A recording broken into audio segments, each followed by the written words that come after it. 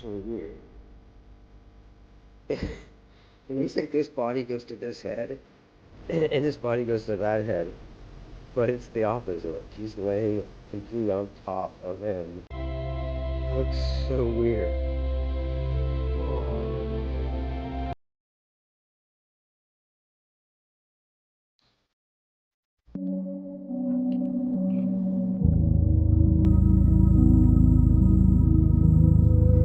Eyes are opening to a brave new world. See little kid. Oh, she's like, I'm Supergirl.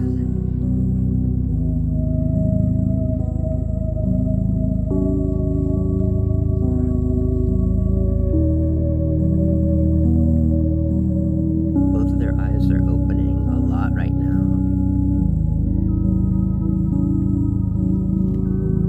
Look at that new guy. So I don't know their sexes right now. You got a little bit of a smush head syndrome. I think maybe you were laid down on slightly. Hope you're gonna be okay, 'cause you're very cute. And there's only 2 of you left out of 6. And that's a real shame. But Mama loves you. It's not on purpose. She didn't mean to hurt you. Oh! Look at you. We got some videos of the babies. Look at those little guys. Hi, little eyes opening. Hi. Little eyes opening wide. Are you sleepy? Are you sleepy, little eyes?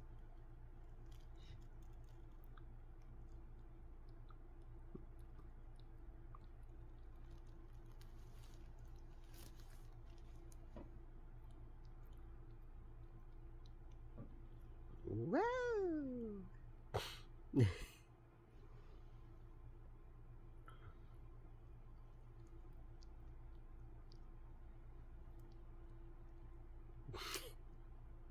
I like how the siblings are so close.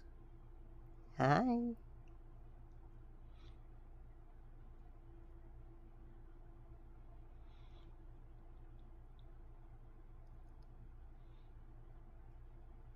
Such sweet little spirits we got here in kitty form. Hello. Oh! Hey, that's my face. Hey, wake up. Hey, wake up. Pancake. Oh my. Oh my gosh. He's like, ow, my face. Holy crap. Hey! My sister's a cactus. Oh my god. Yeah, right now, for some reason, I'm thinking the dark one's a boy and the other one's a girl. This is my thinking, but I could be wrong.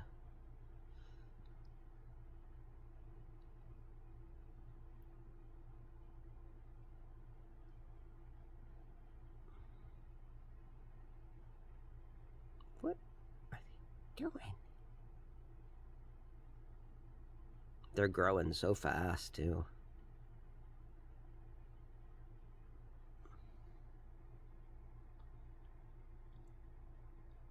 Aw.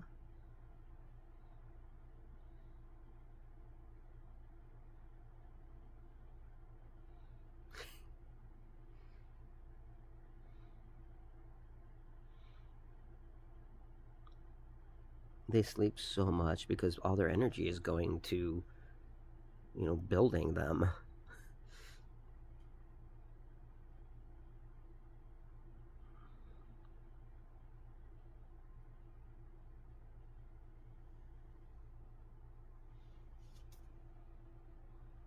So this is love. So this is love. So this is what makes life divine. I'm all aglow, and now I know the key to all heaven his wings, and I can fly.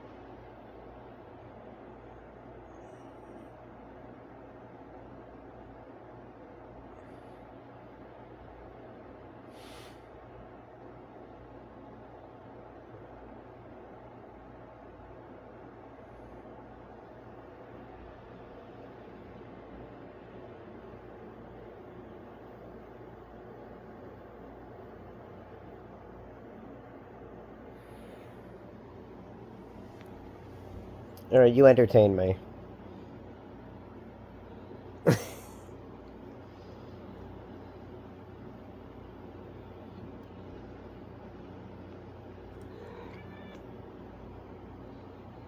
Hi.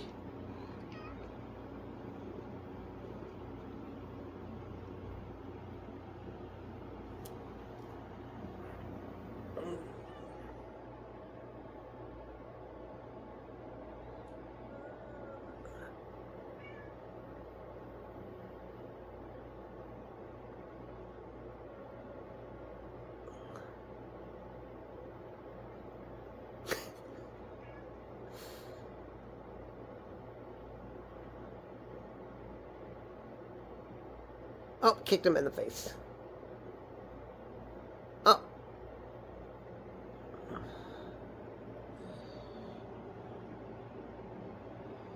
Luna. Hi, baby. Hi. You wanna come down?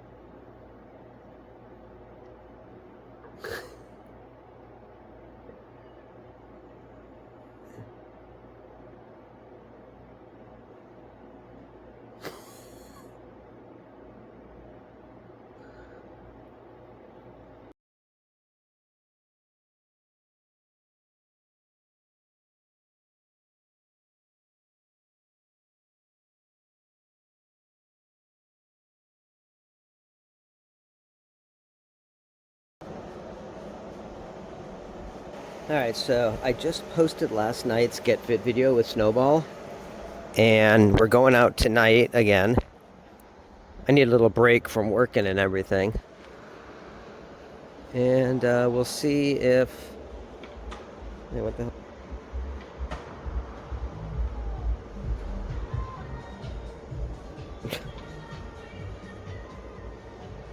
This guy's skateboarding down the street at night.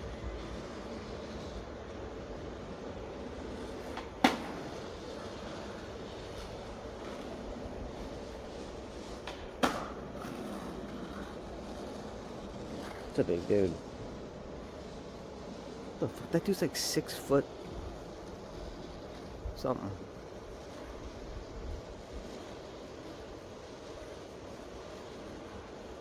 What the fuck? Huh. That's interesting.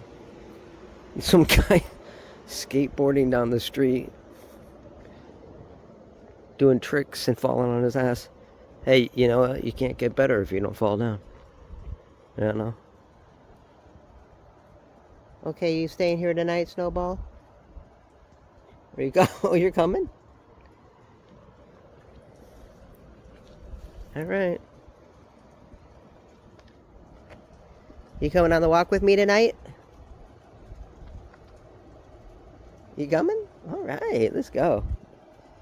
Heck yeah. All right, looks like Snowball's coming with me tonight. Now, this is a much easier walk than last night because we don't have to go out to the main street of Madison. That's the busy part. So, we shouldn't run into any problems. I love how, like, as soon as I go outside, amazing things happen. Like, one night I went out, and the first thing I see is a family of deer right in that moment. It's just kind of cool, like right when you come out, because sometimes, nothing happens.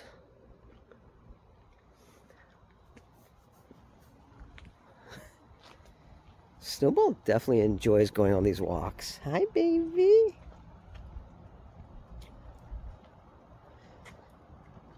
Looks like we had to use the flash tonight so we can see Cutie Patootie head. Yeah, look at that. He loves it. Of course, I do too. It's always been my dream to have a cat that I could go on walks with. Hi, baby. Are we stopping here for a little bit of chunkle colors? You're so sweet. Hi.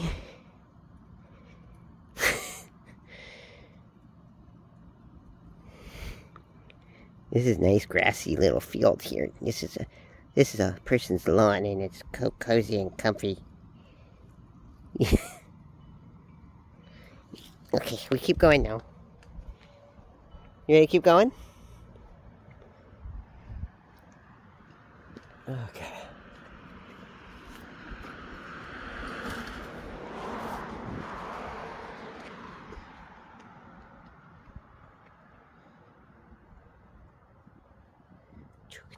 He's running.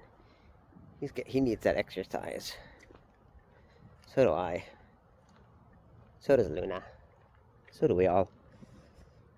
But you can definitely tell how excited he is, how much more energy he has, that we're actually going on a walk together. So cool. It's like people who walk their dogs. The thing is, dogs need so much attention. I like dogs, but I could never really have a dog. Just because I have way too much in my own self. I'm way too self-centered for a dog, I think. I've got the business to run. I can take breaks from the business to do that, but they need a lot of effort. I think cats kind of take less effort than dogs. But it is fun going for a walk with the cat. It's pretty cool.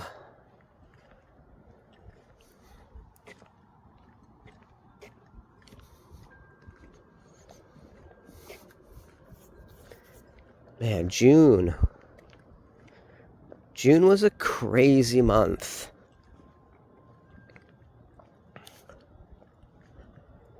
Oh my God. Yeah, June was a rough month. And I still have to deal with the loan and the hard drive. Those are two huge things that I still have to deal with. So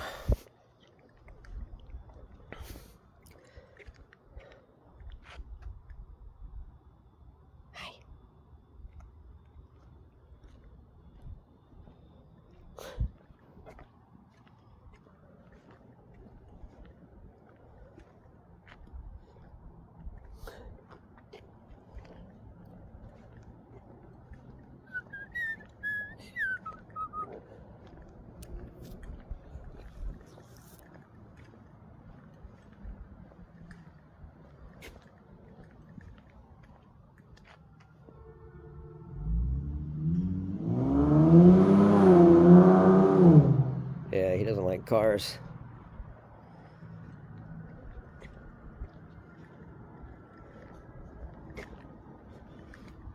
Although that car's got cool headlights.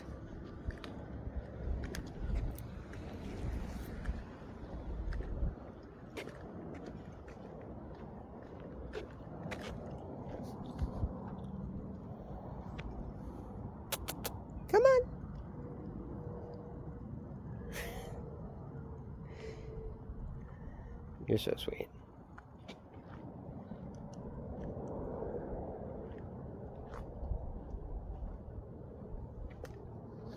Oh. Well, now where are you going? This way.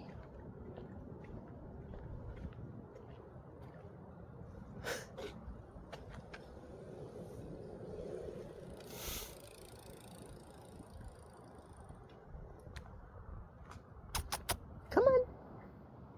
Snowball.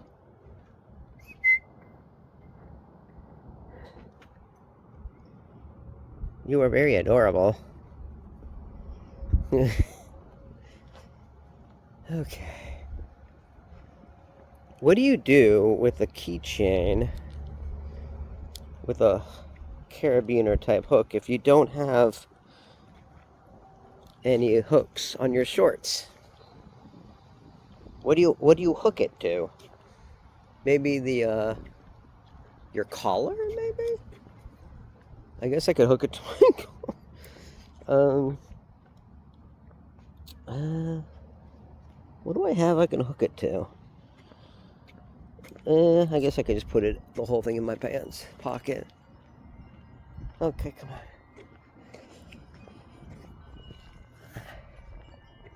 Oh, we got some chimes. Those are cute chimes too. I like them. Now they ain't all crazy like the Corinthian chimes that I got. Those were expensive and they were really nice. I mean, when you play these chimes, you feel it. And it's like, it resonates. They're so good. It's so funny because I learned about those chimes from Julia. And I was going to buy her chimes. But then I realized, well, if I buy you chimes for your house, that's like going to give you less reason to want to move here. So I thought, let's not do that. Instead, see, I was playing a long game here to get her to move to Lakewood. Now, maybe that backfired. Maybe if I had given her the chimes, that would have created a sense of peace in her that would have led to her moving to Lakewood. But since I didn't give her the chimes, she never found that peace, and so she never moved. But I don't think so. That's crazy. I don't think it works like that. I don't think peace is a make or break by chimes alone.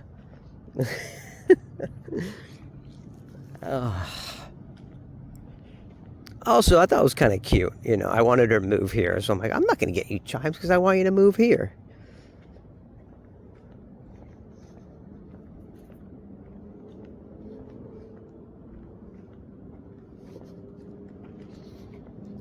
I mean, it's like this. If you love somebody, little things like that seem cute. It's endearing. But if love isn't the foundation of your relationship, then maybe it comes off as some other type of thing.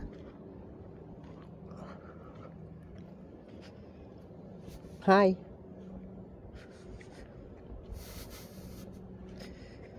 Well, I hope she's doing well. I guess I should have known all along that a relationship would not work with a creationist, a fundamentalist, because I am neither of those things.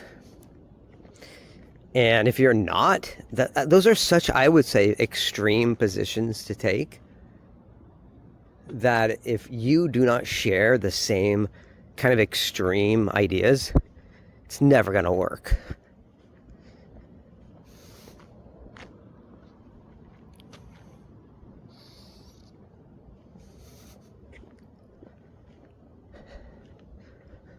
I mean, look, I'm not against Christianity. I consider myself somewhat of a Messianic Jew, because I was born Jewish, had my bar mitzvah and everything. It wasn't Orthodox. We never really kept kosher or anything like that.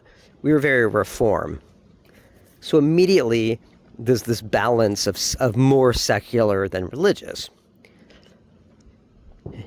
But as I got older, I started to really see the merit in like keeping kosher, at least part of it, not all of it, but certain things about keeping kosher, having a relationship with God. I had my own experiences with God and Jesus Christ.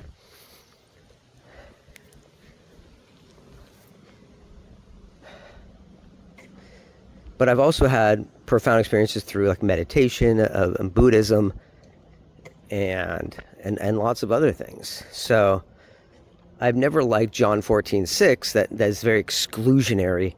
At least it can come off as very exclusionary, because I think if you read it literally, it's exclusionary.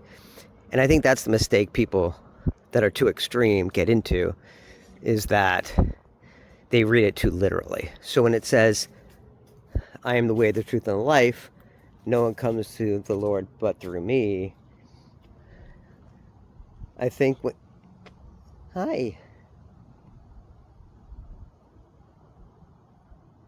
Look at that kitty cat. Do you see a kitty cat? Hi, cute little kitty cat with the glowing eyes. Look at those eyes. You are so cute. Oh my God, those eyes. So cute. So I think, Julia just was a little bit more literal and extreme when it came to Christianity. And that caused her to judge like everybody else. I don't even think she realized how much she was judging everybody else.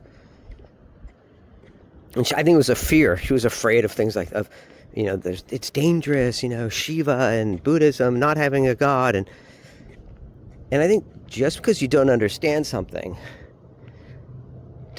you should never get too cocky in thinking you're right about something. I mean, my sense of things is that I believe you can get to God through many ways, not just the Bible. Okay? I mean, I got to God without the Bible. In fact, I found Jesus Christ without the Bible.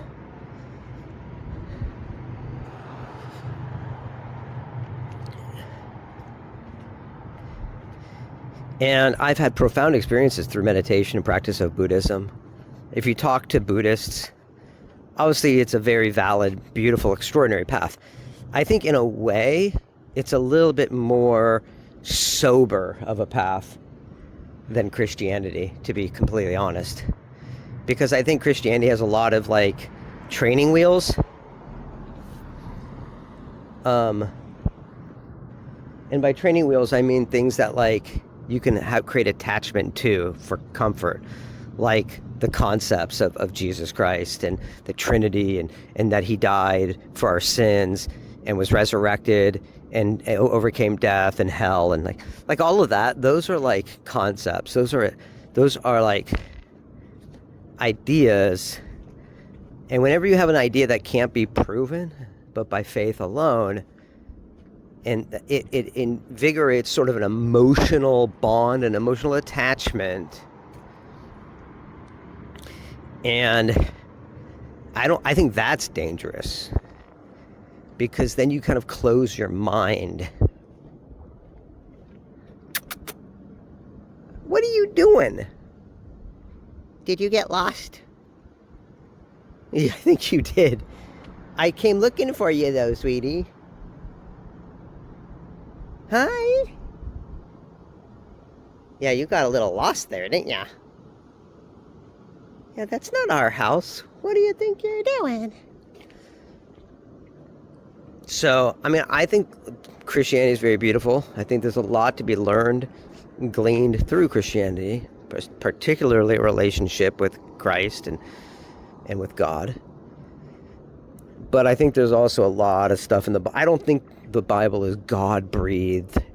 The problem is when you think of something as God-breathed, you put it beyond questioning.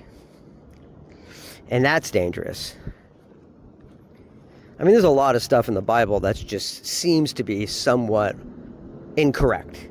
And not because God was incorrect, but that the people who wrote it didn't know any better.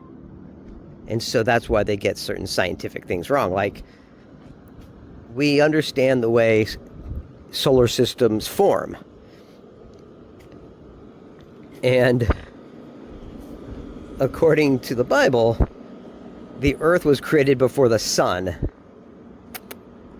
which of course is ridiculous. Come on.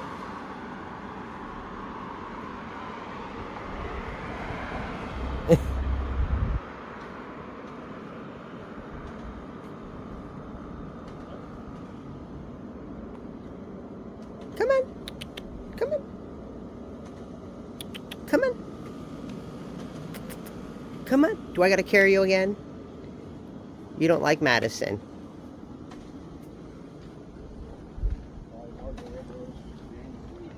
Okay. Alright, so the same thing happened again. Snowball gets to Madison and kind of freaks out. So I guess what we have to do is, if we're going to go on walks together, we got to go around up to Madison and then backtrack. Come on. So that's fun. We could do that. We'll just go back this way. Hey, you want to go on this side of the street this time? Hey, come over here.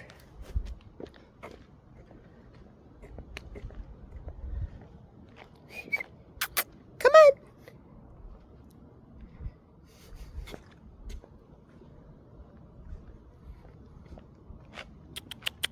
Snowball. I see your cute eyes in the darkness.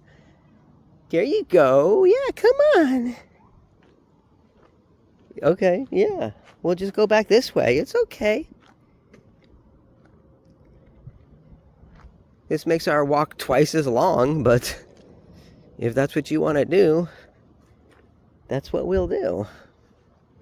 I don't mind. I don't mind stealing bread from the mouths of decadence. 'Cause I can't breathe on the powerless when the mouth's already overfilled. I totally got those lyrics wrong, but that's okay. I'm going hungry. What are you doing? Are you coming? Come on. Your eye, the cat's eyes in the dark. Look, it's a little kitty over there. There's the same little kitty. More than meets the cat. Hi. All right, so where were we? Ah, yes, the dangers of religion. The pros and cons. I gotta tell you, I think nothing turns me off more, or nothing turns me away from religion more than religious people. Like, the level of religious fervor that someone has, the more likely, like, I'll be turned away from it, I'm sure. It's like, I think life is about balance. And I think you have to have a balance of your heart and mind. And there's a difference, I believe, between faith and blind faith. Oh, what the? You're way up there. You got ahead of me. Wow. I was like turned around waiting for Snowball. And he was up ahead on the street of a hell.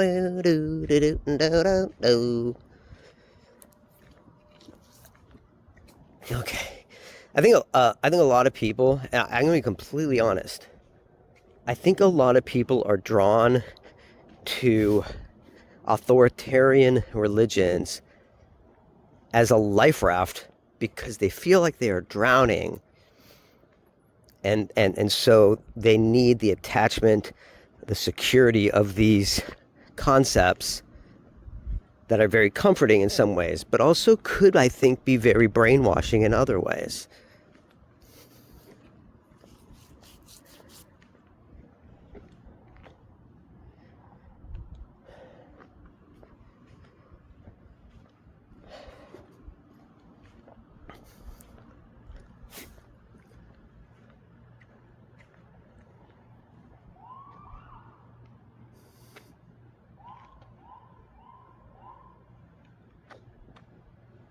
Are you? Now where's Snowball? Snowball! Uh-oh. Wait, let's go find him. Oh, there you are. Hi. I found a little flitty thing. I found a flitty thing.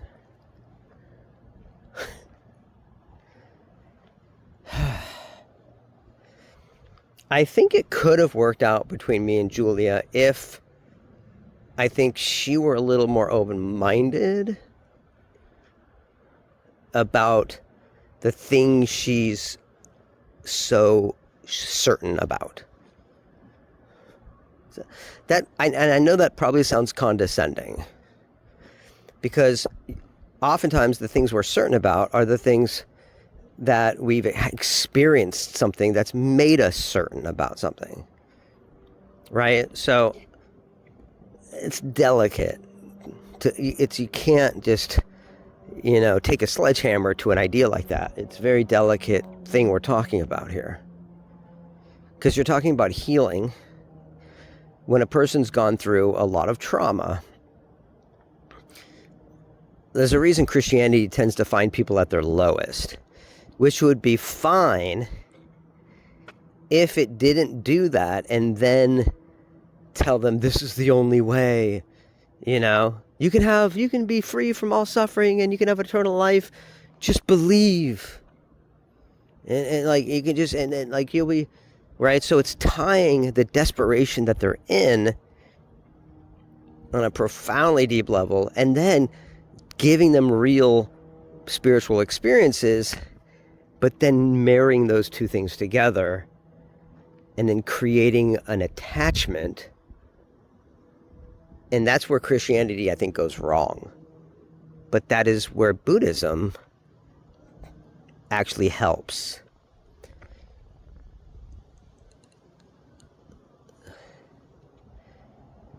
Now, let's talk about the fact that Buddhism does not believe in an entity, like an entity? A deity, right? Buddha does not believe in a deity, which is interesting. Now, I've had experience with God that was pretty profound. And now, if we entertain the idea that God does not exist, what is it that I experienced? Perhaps merely a glimpse into the fullness of higher consciousness as connected through all beings. Who knows? I think we have to be open to the possibility that we are wrong, because if we don't, then we're not truly seeking anything. Snowball! Snowball! And a true truth seeker is always open to the possibility that they're wrong. They don't lead by fear. They lead by seeking to understand. Oh, look at you just sitting here on the grass. I know you're there because I can see your eyes glowing. Oh, don't close your eyes now. I already know where you are. Hi.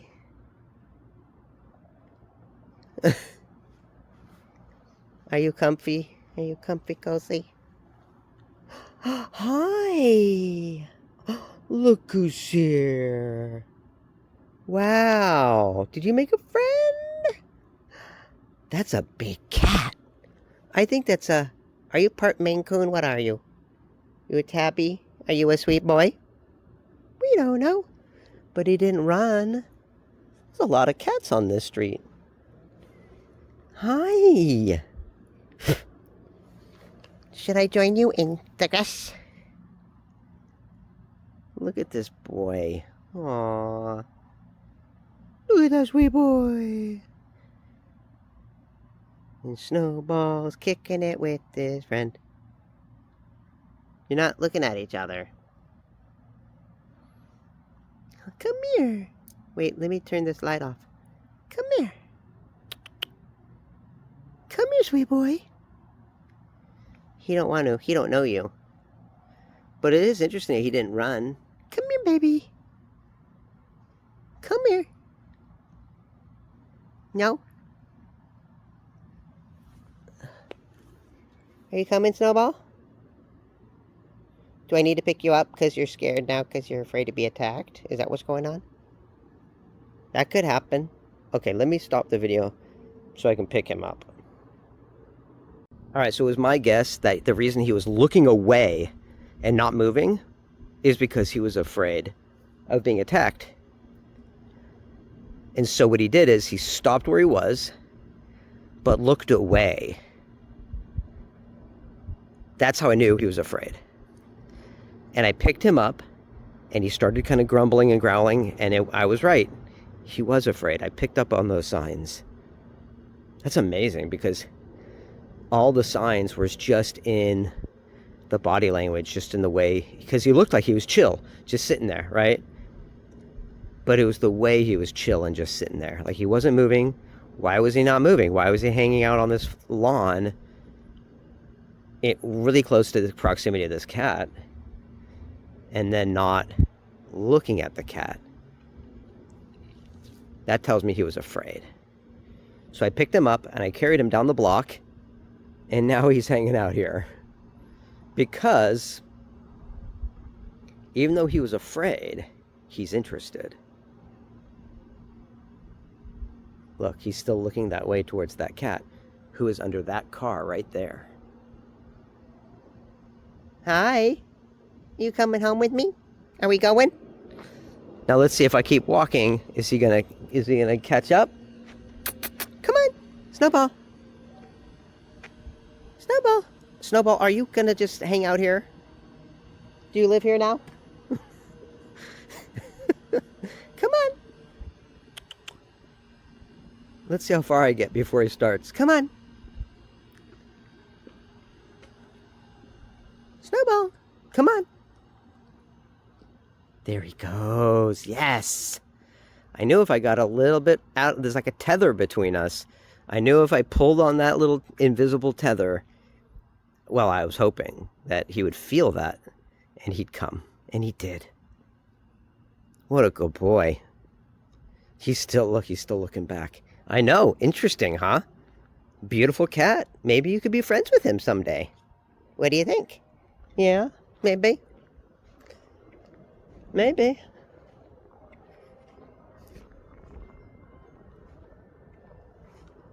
What an interesting night. It's just another Get Fit video with Snowball. Do-do-ba-do-ba-do-ba-do. You're gonna do it and do and do do do do do do one and all. Do do do. You're such a good boy.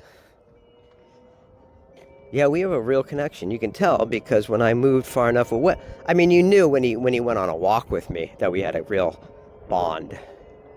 But the fact that I was able to pull on that tether and get far enough away, and for him to then come.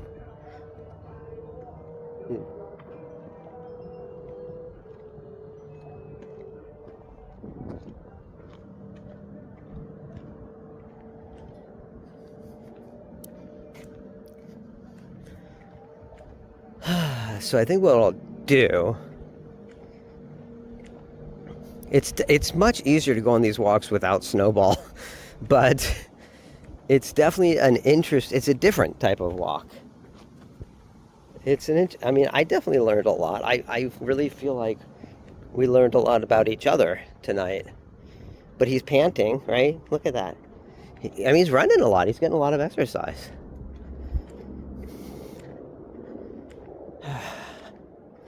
It's so funny. After, like, being with Luna, who is a 24-pound cat, you don't realize, like, you start to forget how big she is until you see how small Sasha and Snowball are. They're so tiny compared to her. And then compare, like, how big Sasha is to her babies. And now imagine how big the babies are compared to Luna. Holy crap. I gotta stop saying holy crap because I don't like it on the video. I don't know why. It comes off as kind of crude. I saw something glowing over. Oh, you know what? I think they're fireflies.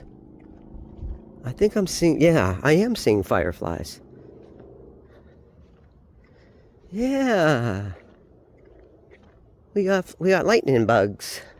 If I could save lightning bugs in a bottle, the first thing that I like to do.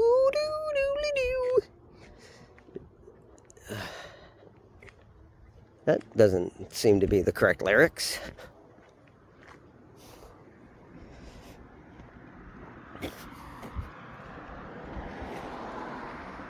There goes the Domino's pizza guy. Is the save every date. Look, Julia's Christianity may be right for her. And that's great. But I don't think it's good to judge all different forms of faith based on them not being your own faith. That's a real problem for me. Because I've seen so much beauty through like Native American culture and Buddhist culture and Jewish culture and so many cultures. I don't know. It just... And then because the problem then is if anybody comes to you for guidance or for help, you always try to turn them towards your religion. And I don't think that's what we should be doing. I think we should be ultimately listening and connecting with their humanity.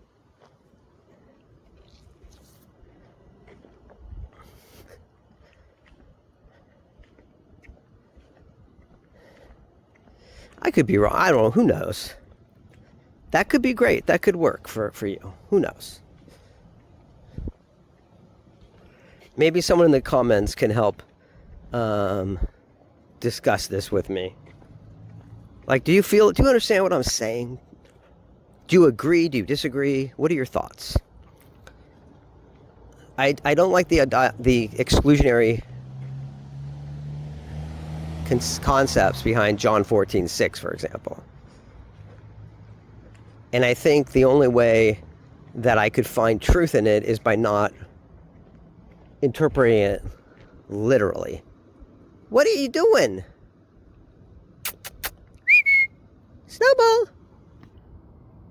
You are way the heck over there now. Is those trees? Oh, those are trees. Snowball! Do I gotta come back? Did I go too far? I think I might have gone too... Well, Snowball seems to be looking at something. This is like one of those NPC following quests in like World of Warcraft, where like, if you go too far, they just stop. And you gotta go all the way back and go, all right, who's setting the pace here? Apparently we're never setting the pace. So, yeah, Snowball sees something over here. Is there a cat over here? Do you see somebody? There's gotta be somebody here. Hi. What do you see? Hi.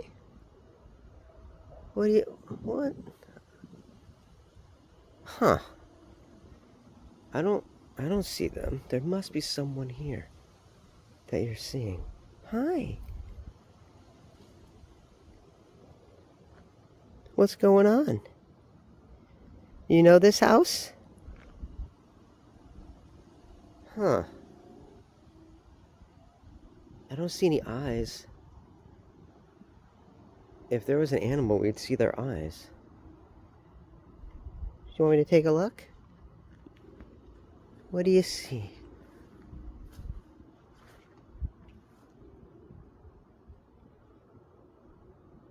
Huh. Something about this house. I wonder if this is where Snowball lived at one time. That would be interesting. And sad.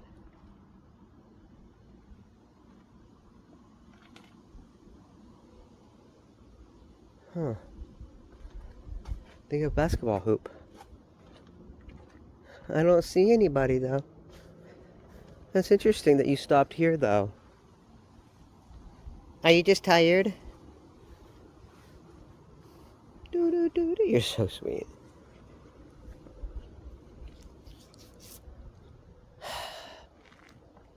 the most objective way to look at it is not about who's right or wrong, because the fact is I think we loved each other, and I definitely loved her.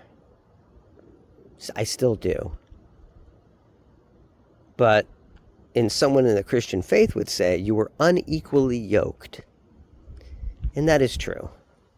I'm way too much of a thinker and a seeker of truth. I'm not simply trying to fill in some empty spaces and then never question anything ever again. And then just, I think though she's right about some things. If you are awakened in a certain faith, you should pursue that. And,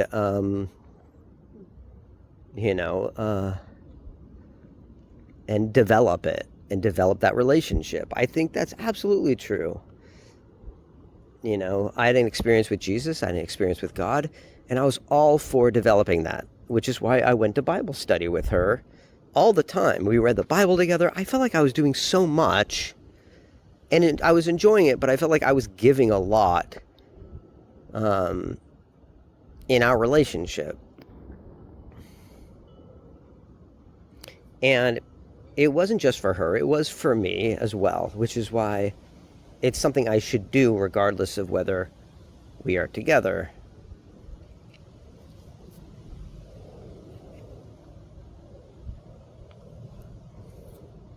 But I did see the merit in Buddhism and many things that I feel like she judged and did not see the merit in them.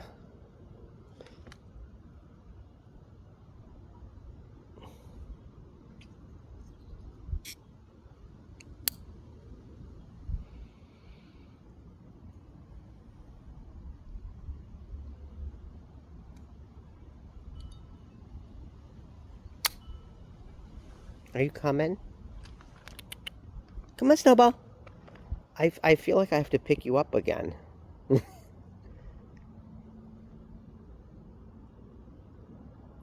I might have to pick him up again.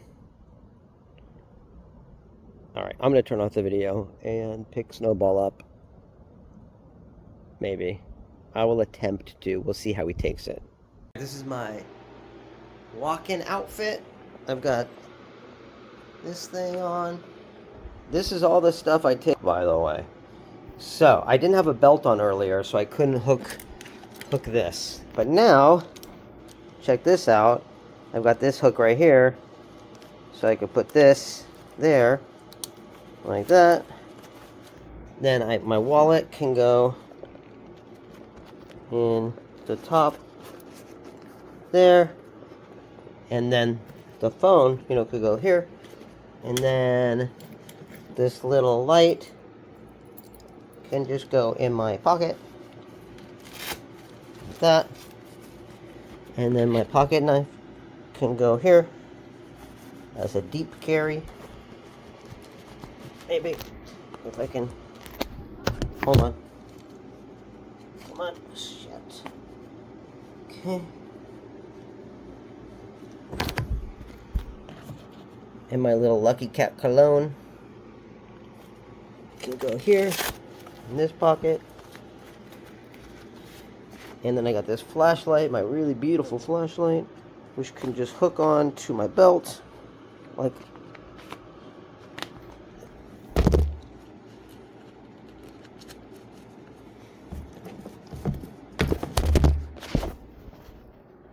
okay.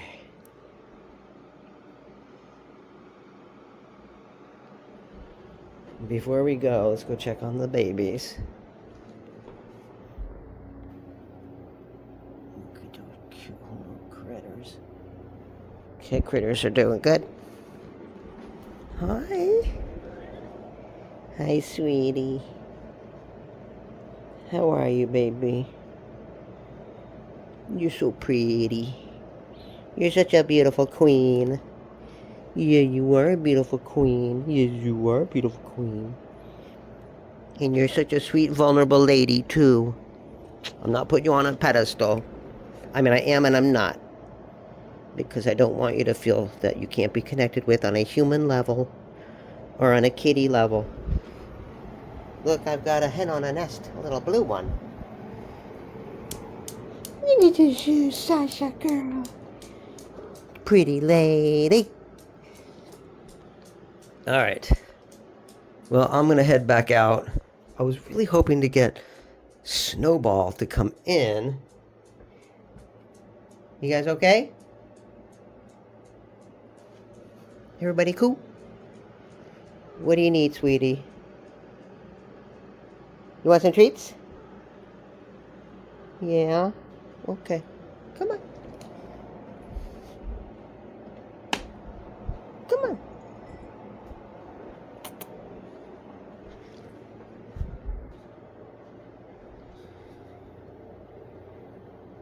There you go.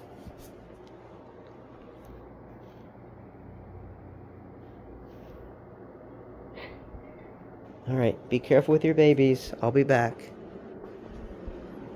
Bye, baby. Okay. Do I have everything? The most important thing is to make sure when you go on a walk that you bring your keys. Because that would be bad to not take with you.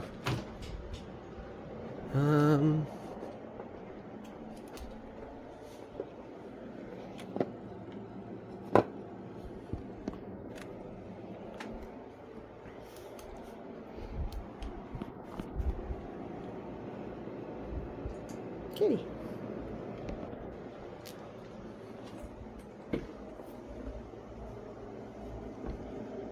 Okay. I thought maybe Snowball would want to come in. Snowball, I see you over there. See you. I knew I saw you. Hi. What are you doing? You are so cute. Look at that. Look at that boy. What are you doing? You're peeking out? You're peeking? You're so cute. I'm so glad I got that on film because that was so adorable. Okay. Well, I'm going on my walk, and hopefully Snowball knows to stay here. I hope he doesn't try to follow me this time. I'm going to hide behind here real quick.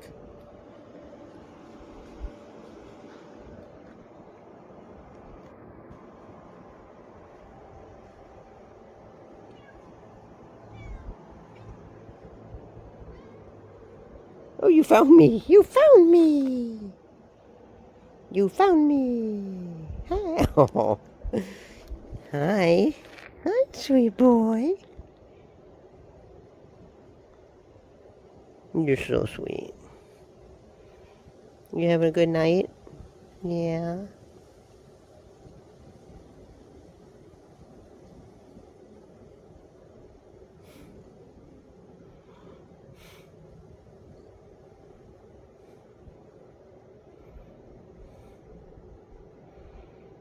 You're such a sweet boy. Okay, I'm going on my walk now. You stay here. Wait. You want to go inside? I feel like you should go inside because I don't want you to follow me right now.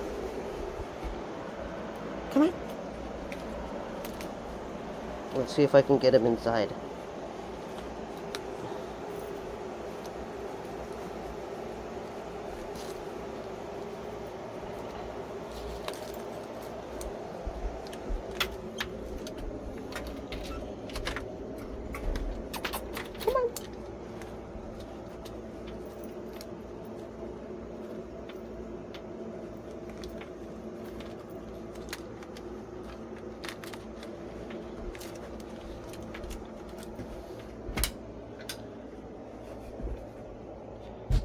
Come on.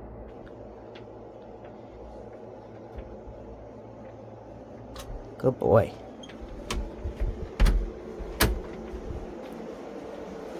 We did it. We successfully got Snowball into the house.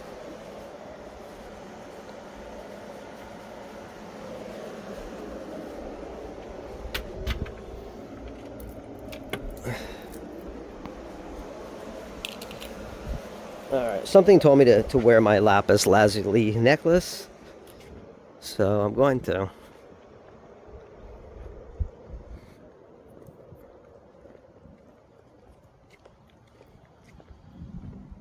It's a really nice necklace. I think, look at it. It's got, this, like, lapis. See, look at this. It's really nice.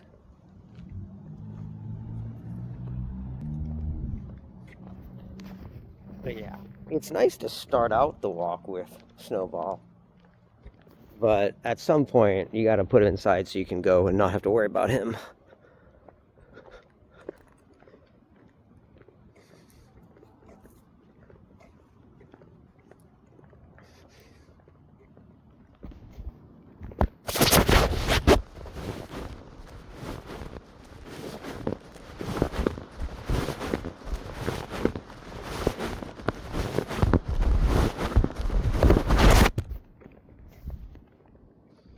Man, this video is gonna take a lot of editing, I swear.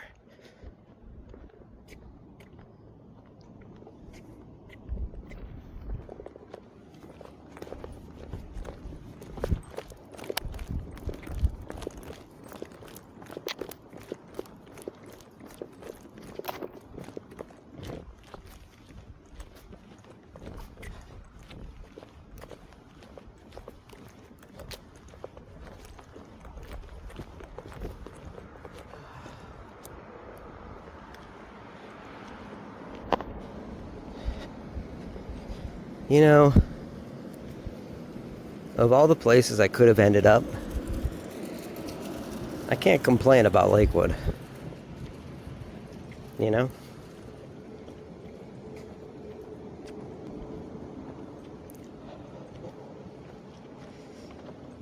I mean, that doesn't mean I'll be here forever. But it's definitely a good place to get my first house after living with other people for so long and going through so much for so long. And it's been good for me. Is it? Now, maybe it's bad to hypothesize and look back and think about what might have been. But I'm going to do it anyway. What would it have been like? Or how did I perceive it would be if Julia had moved here?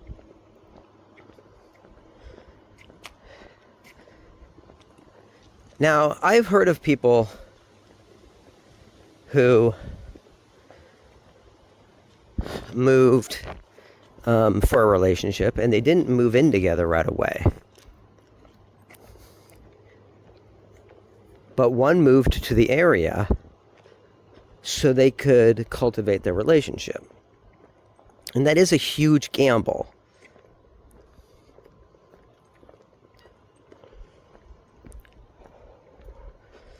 But in all the circumstances that I saw, well, that's not true. I would say in a majority of the situations that I saw, it worked out. But I've heard from friends that did this and it didn't work out.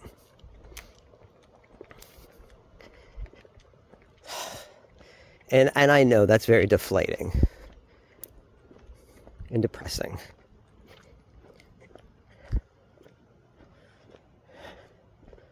So, did I foresee things working out with Julia had she moved here?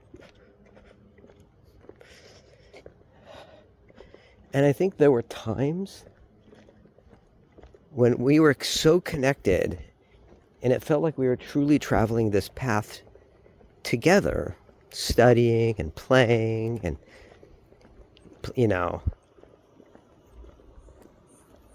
that it felt like it could have worked out.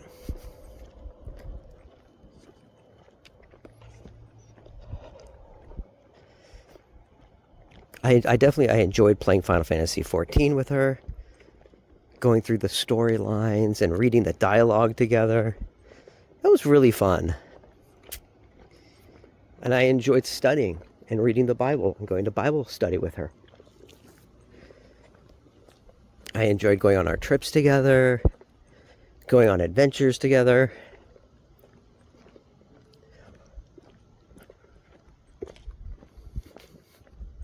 So from my standpoint, I felt it could have worked out. But I think you have to also consider not just what I'm looking for, but what she's looking for. And what she was looking for, she wants to start a ministry. And I think her path is, it's a lot bigger. And that doesn't mean we couldn't be together, because I support her in that. But I think she really wanted someone to walk that path with her, which meant being with someone who was, like I said earlier, equally yoked in Christianity the way she was. And so that's why it wasn't going to work out. Because it wasn't enough for us to have different faiths or similar faiths, but not the same.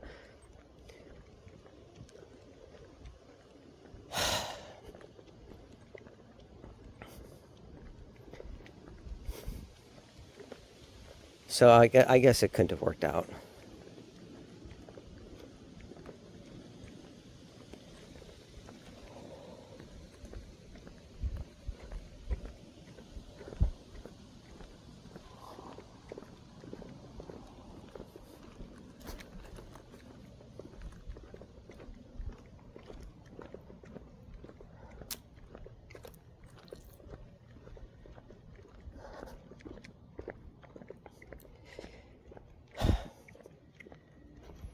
You know, no matter how much I wanted it to work out, and no matter how much I saw us having these things in common, and how much I enjoyed sharing these things with her,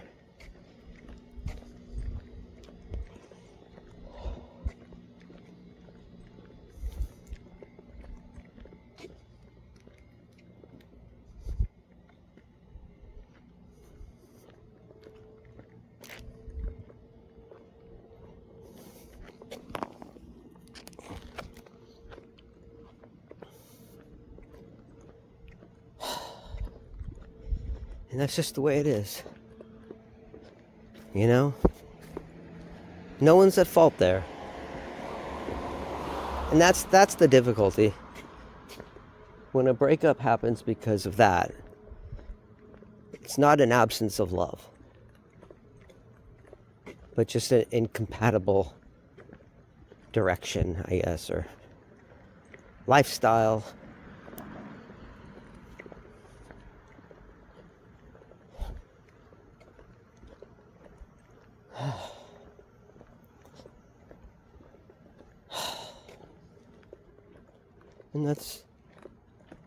And that's pretty much all that it has to say, you know.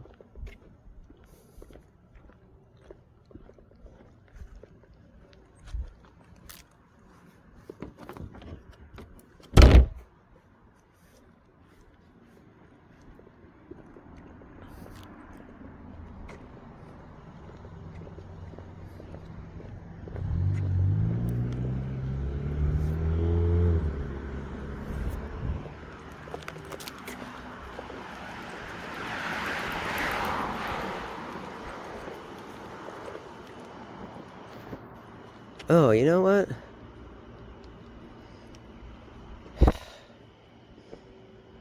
I mean, I could go this way and go to the store, get something to eat.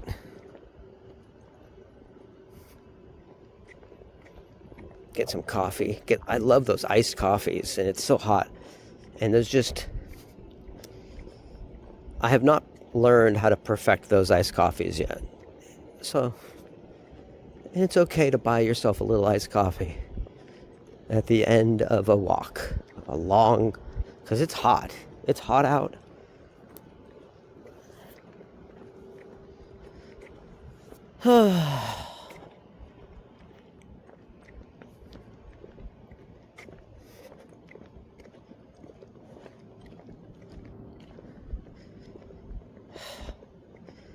I've been so hyper vigilant about watching Sasha and making sure that she's not laying on her babies.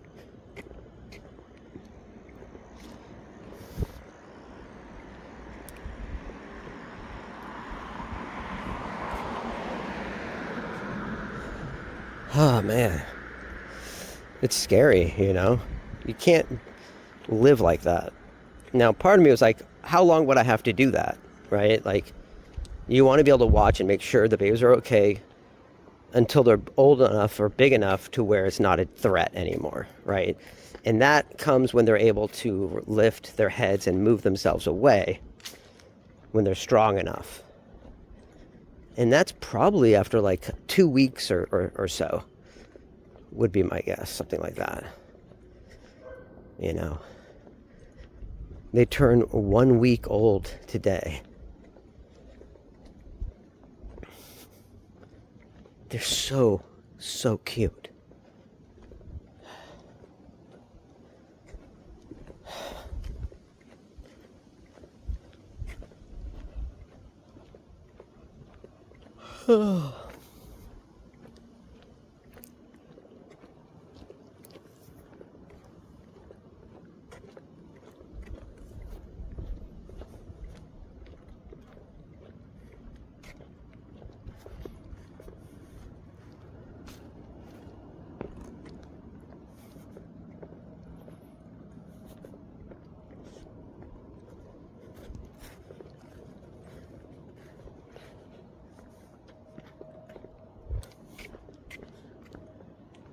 Okay.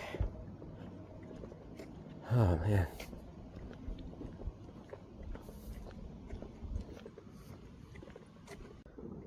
So one thing I've learned is that if I put my Fitbit on when I go on my walk, it takes 2 hours to get my 10,000 steps, which is a lot. That's so much, especially when it's hot. I'm already tired, and I'm only at 2,000 steps.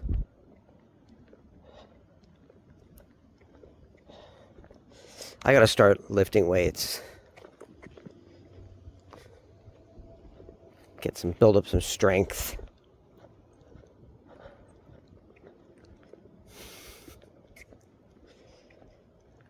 My difficulty is that when I find someone I really enjoy doing things with, I then find it difficult to do them on my own. I attach so much value to being, with someone. My friendships, and I think friendships are important. But it's also important to develop a friendship with yourself.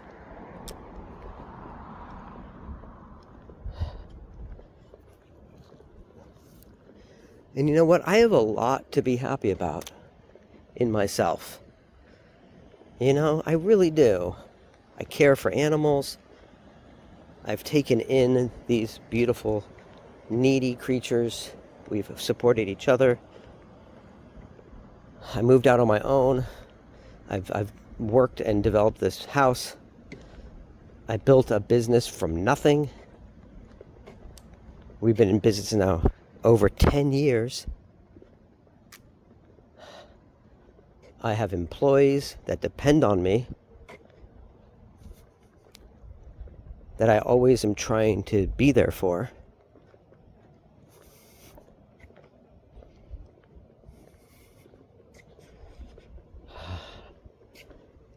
My sister's out here, and Joyce, and I love them both very dearly.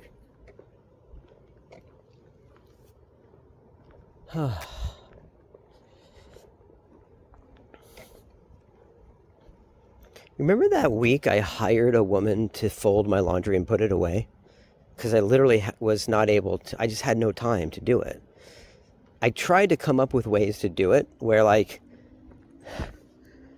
I put all the laundry clean on the dining room table, and then as I walked by, I would fold something. But now my table is kind of being used for selling comics. And so it hasn't been used for that. So what I need to do, I think what would be good, my pantry in the hall, I need to clear that off. I need to completely clean it so that when I'm not selling comics, I can put all the comics from the table onto the pantry shelves. And that way my table is cleared off when I'm not using it. That way I can use it again for folding clothes.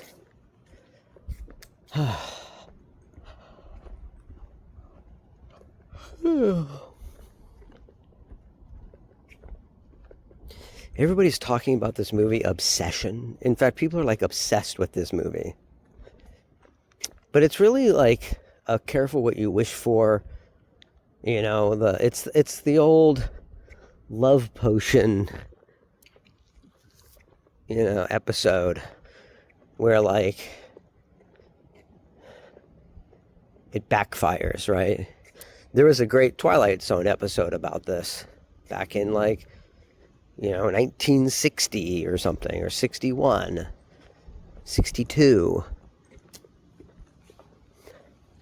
So it's not like it's an original idea, but apparently this girl who plays the lead is so good that people want her to win an Oscar. And I've seen this girl. I know nothing but she seems incredibly talented. Like her ability to control her energy is incredible. Like she's able to like, she's got this awareness about herself. Like in every movement she makes, she's able to really control it. And she's able to then do so much with that energy. It's really quite phenomenal just to see from the clips. So I might have to watch this movie, even though it seems kind of, I don't know if it's going to be gross. I feel like everything is done for shock these days. And I don't really want to watch something just because it's shocking, you know? Like, there's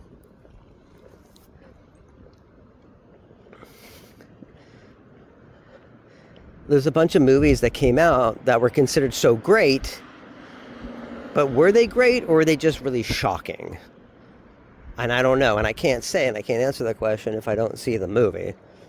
But like another movie that comes to mind that was like that was Poor Things with Emma Stone, who I've always thought was a very good actress. And the movie looks interesting, but I've never seen it. So maybe what I'll do is I'll do like a VR night where we just watch shocking movies. That way we can get in that mode once and then watch them all, right? So we'll watch Poor Things and Obsession as like a double header, maybe. I think that is an idea.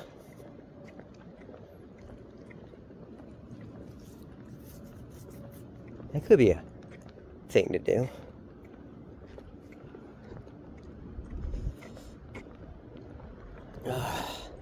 The donut pantry, that's interesting. Should we go check it? They make donuts? The donut pantry. I've never had their donuts. I wonder if they're any good. They must be. I'm not a big fan of Dunkin'. I feel like Dunkin's kind of fallen off.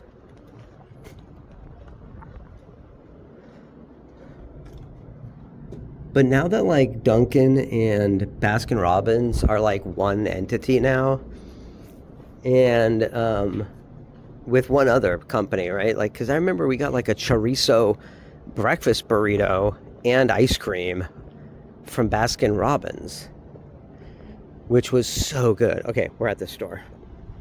But it's open 24 hours. And I was like, oh my God, you can get Baskin Robbins Sunday in the middle of the night? Holy shit. That sounds amazing. All right.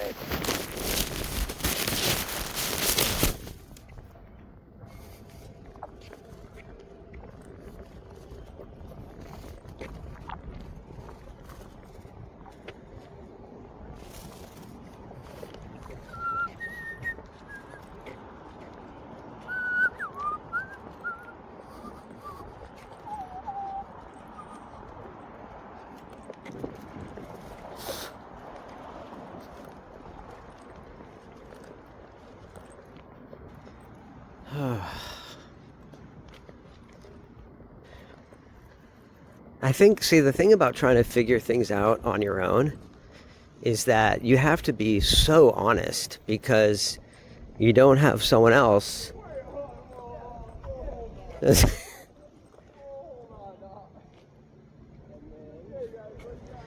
And you can't take yourself and life too seriously.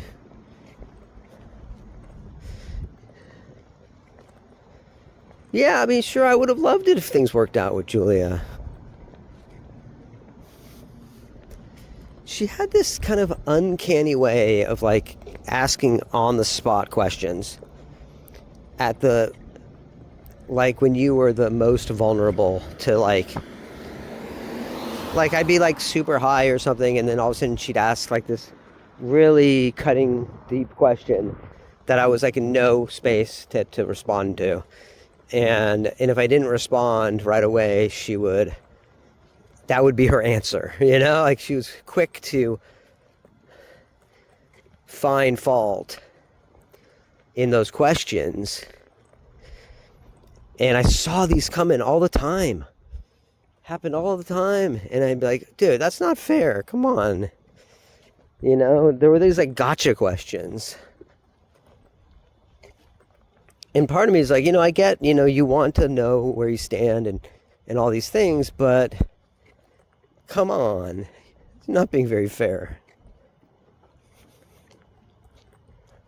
Right? Us having a deep conversation should be a conversation. It shouldn't be like a, you know, it shouldn't be pouncing on you with these questions.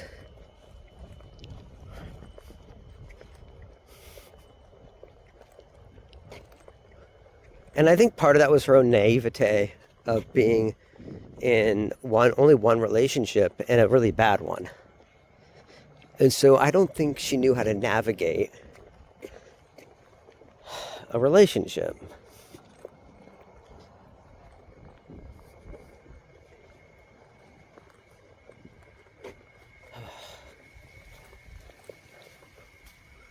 And then she would say, oh, I know, yeah, we got to be able to enjoy life and share each other and have a good time. And it's okay, you know, it doesn't have to be so serious and all this stuff, right? And like she would have that moment of clarity, but it would only last a moment. Because I think she had a lot internally. She had an internal struggle going on with where she was going in her life, what she was trying to create, you know, and find her own way, because she had been through a lot, right? She got out of this really long one relationship that was crazy. Like, he was abusive and super MAGA, and then her sister died and her dad died, and she had to handle the whole like estate on her own, which is so insane. I mean, my mother just passed, and I see my brother handling that. Like, he basically moved out there for a month to handle this. And I mean, I'm running a business at home, and I don't fly, and I have my own set of issues. And so I would not, I couldn't do it. You know, so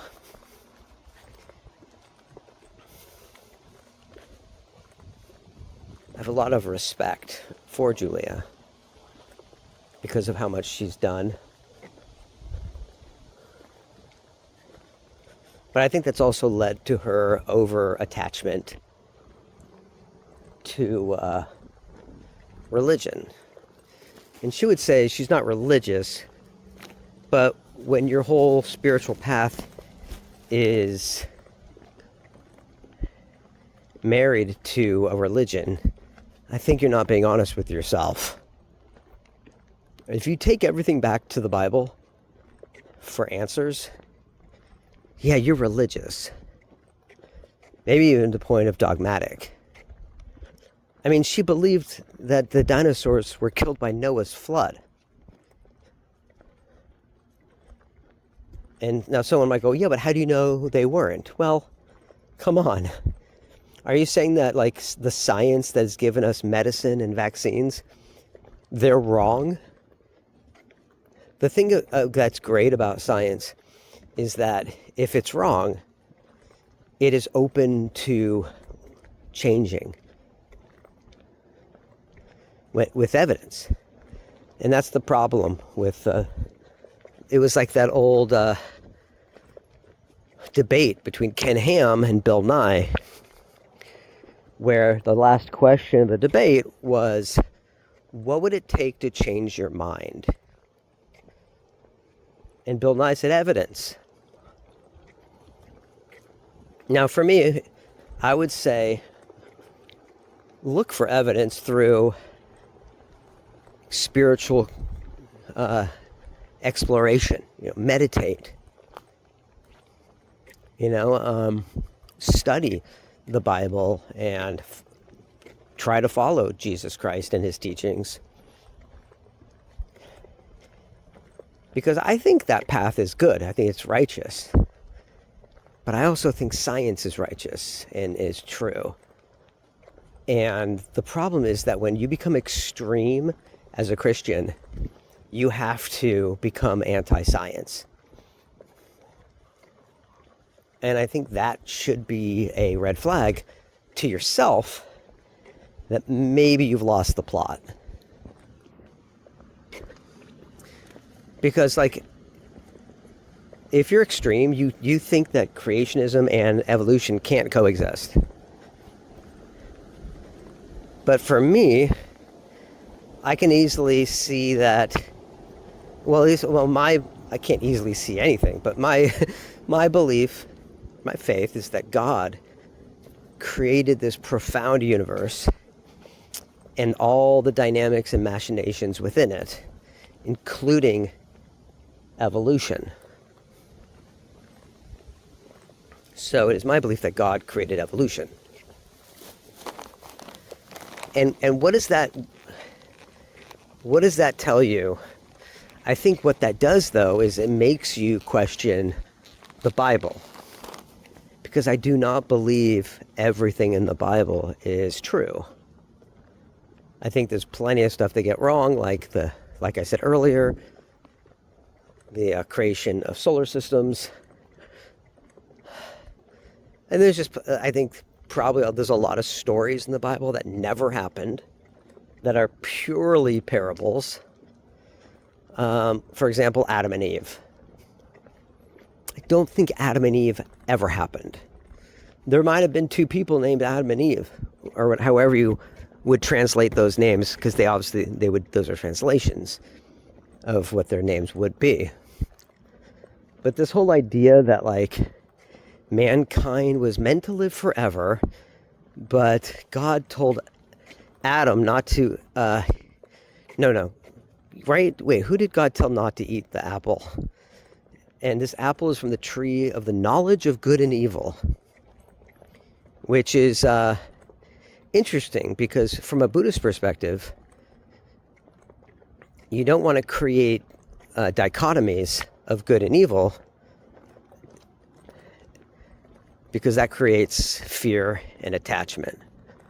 So far, I'm on board. But this idea that, like, because a snake told Eve to give Adam the apple, and she did, that was like a sin, as if they could have known any better, because they'd have no reference point. They've been in this garden, so you can't really blame them. So they shouldn't have, so they're saying not that they were punished necessarily, but that it was a natural dynamic that because they ate from the tree of knowledge of good and evil, that separated them from God.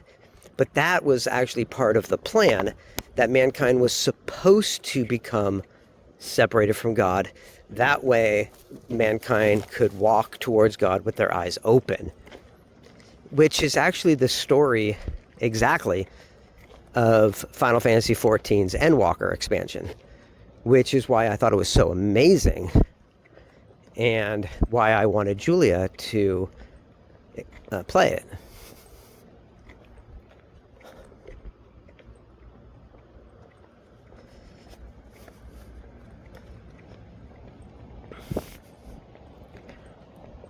But you can already see the problem is that if she takes the Bible so literally, and everything I'm saying is all about why not to take the Bible literally, well, you can see how we might run into some problems.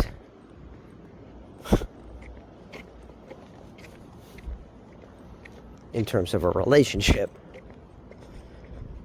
Possibly. I mean, that's what we did.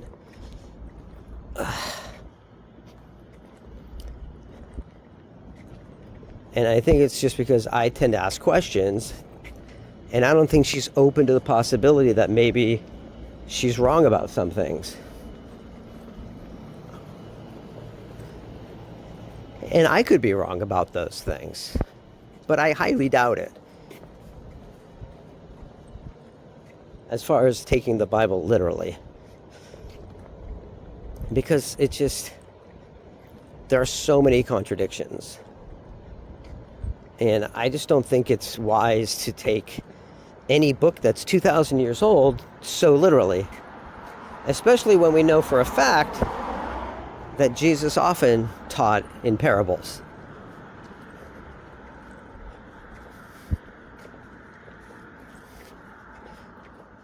So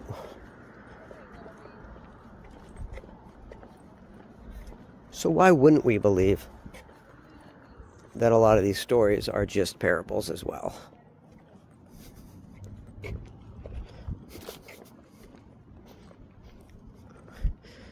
So if I think a lot of these stories are just stories to tell, to teach moral, lessons, but she's taking them historical fact, and then she's not even open to talking about the possibility that they're not, because she's tying our capacity to have a relationship based on whether or not I agree with these things as historical fact, right? Like that's why she would ask me all the time, do you believe that Jesus died for our sins and rose from the dead?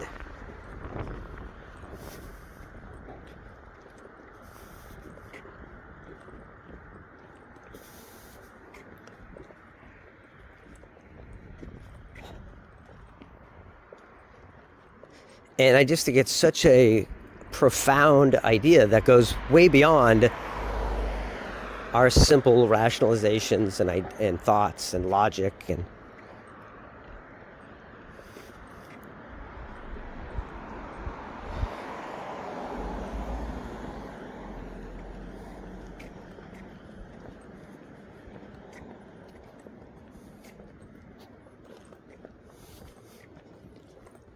I just don't see being in a relationship where that is the deciding factor. Right? I don't think that should be the deciding factor in a relationship.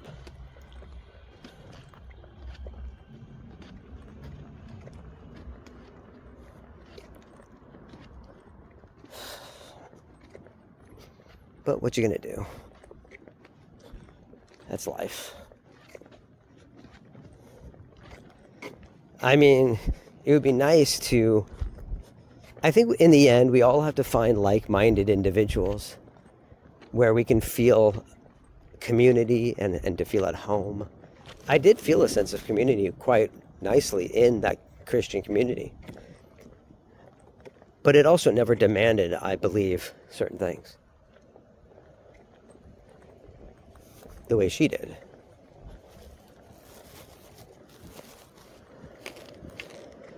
So we all have to find the community that we meld with, where we find peace. And I hope you find it too.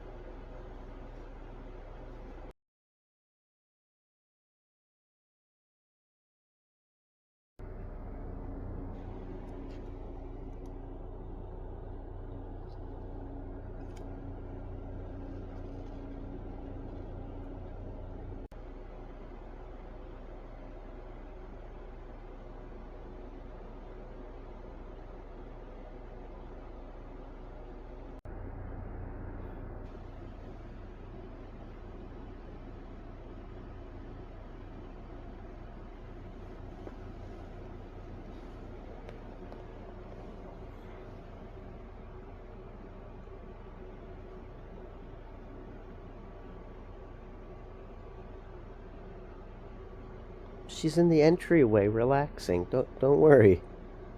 Everything's okay. Should we see what your babies are doing? Uh-huh.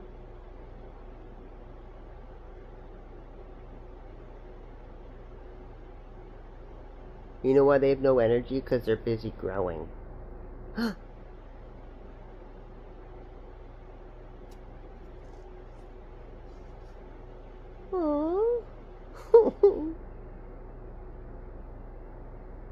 Sasha, your baby's looking for you.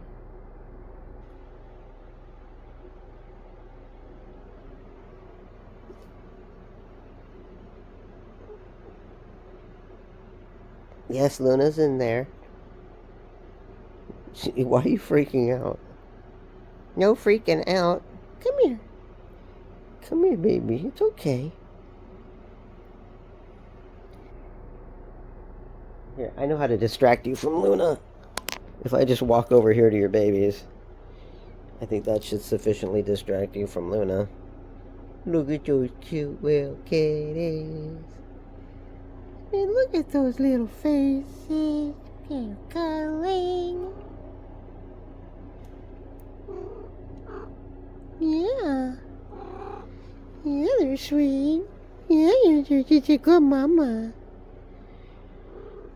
Yeah.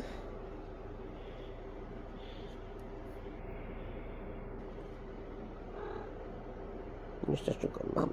Oh, wait, you want me to let Snowball in? Is that what's going on? You're so soft. How are you so freaking soft? That's crazy. You're like softer than cashmere. You're like Catsmere. You're kitty Catsmere.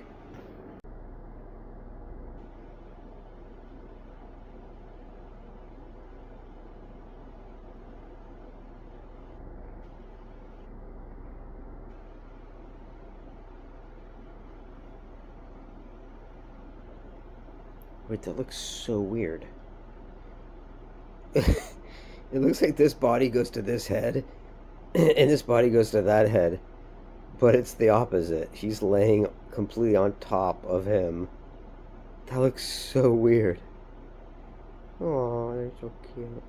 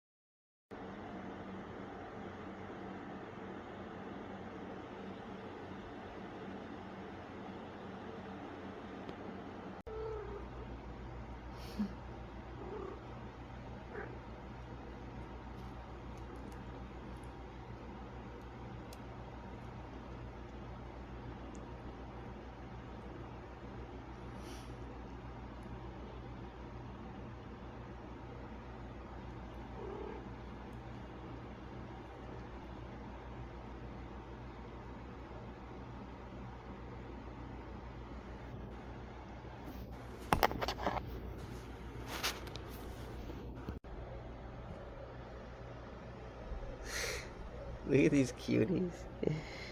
What is he doing?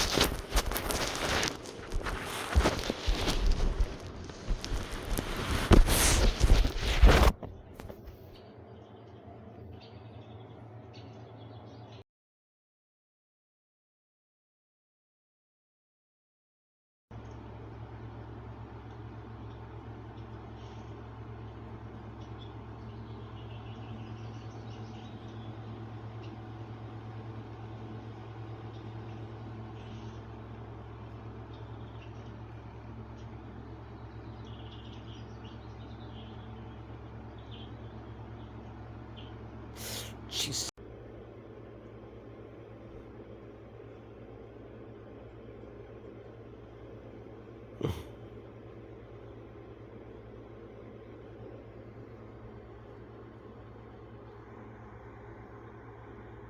Luna, how you doing? Luna! Hi, baby.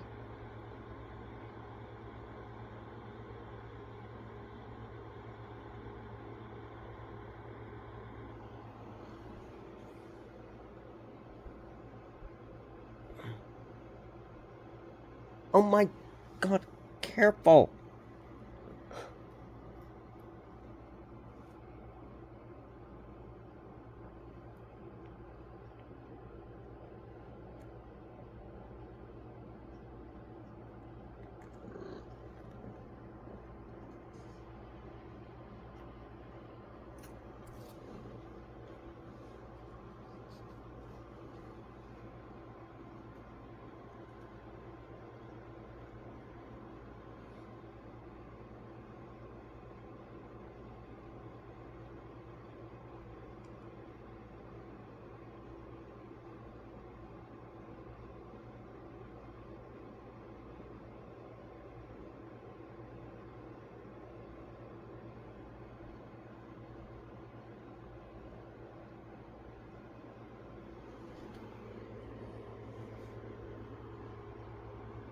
Let's go say hi to Luna. She looks like she needs some love.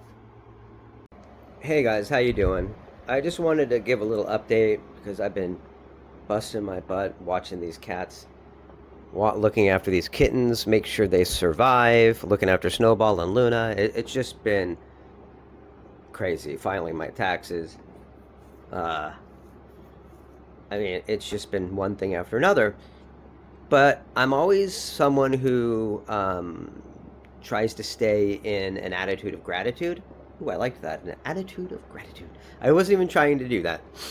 And what I mean by that is, I guess it's pretty obvious what I mean by that. I tend to be a silver linings type of person. I've also noticed to save money, I've gone out like a raccoon on trash nights. And I've noticed whenever I go out with a certain thing in mind I'm looking for, I was just checking on the kittens there, and go out with a certain thing in mind that I'm looking for, I tend to find it. I was looking for shelves. I found things to turn into shelves. I was looking for a coat rack. I found a coat rack. I actually gave that away. Things like that. Then I was looking for comic book long boxes. Not looking outside for them, I was thinking of buying them. And then someone was throwing away 2 that looked perfect. So I grabbed those. That was last night. So I've often said, you know, whatever you're looking for, you'll find in life, whatever it is, for good and bad. Oh, sorry, a little sneeze there. And I don't know, I just think that's there's probably an important lesson there somewhere. Like, be careful what you're looking for, because you'll find it. It's like that movie Obsession, which I haven't seen yet, but it's kind of like a be careful what you wish for type of thing, right? Great Twilight Zone episode from like 1962 about the same thing. So just remember, like, whatever you're looking for, that there's always a balance, there's always a price to pay for it. There's a price to pay for every convenience in your life. So if you can simplify and work hard towards it without the luck, then you'll have the most gratitude when it comes to your life. And you know, stay humble, keep working. There's an old saying, luck must find you working, right? And I think that's absolutely true. We have to be open to opportunities by working and keeping our energies up and focus, so that when the opportunities come our way, we recognize them and we have the wherewithal and energy to grab them. Anyway, I love you guys. Have a great night. And until next time.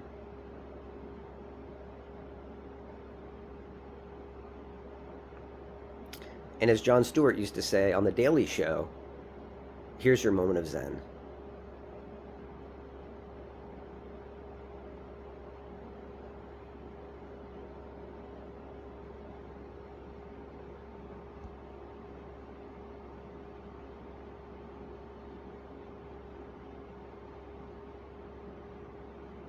So tonight I was watching the little white and gray sweetie start to open his eyes, and he was peeking over the side, and I got a little worried that he might fall out.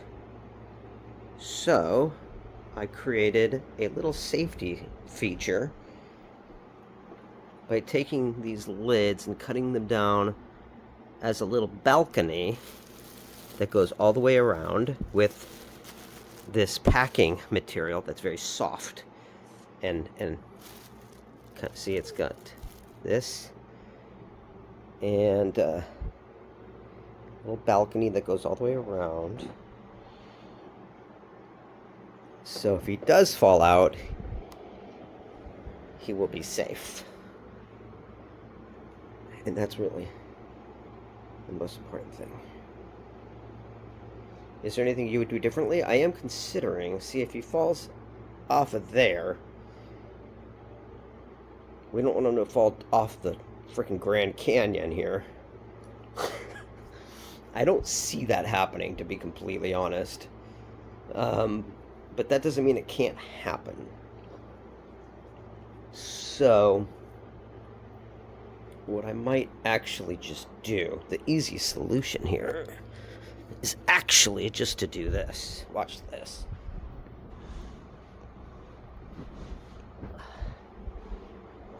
Just move the coffee table directly in line.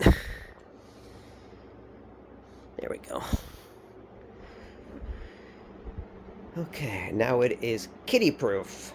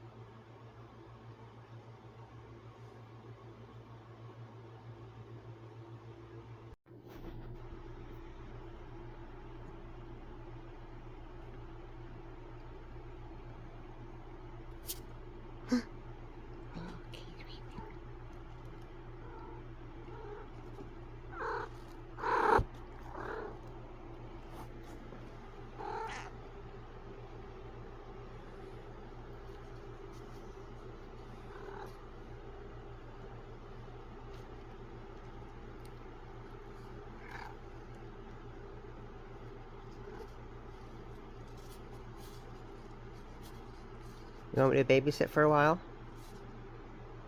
Look how cute they are. Look how cute. Look how cute you are. Oh, some signs coming down. I'm just trying to get a video of your cuties. She's like, don't take a video of my babies.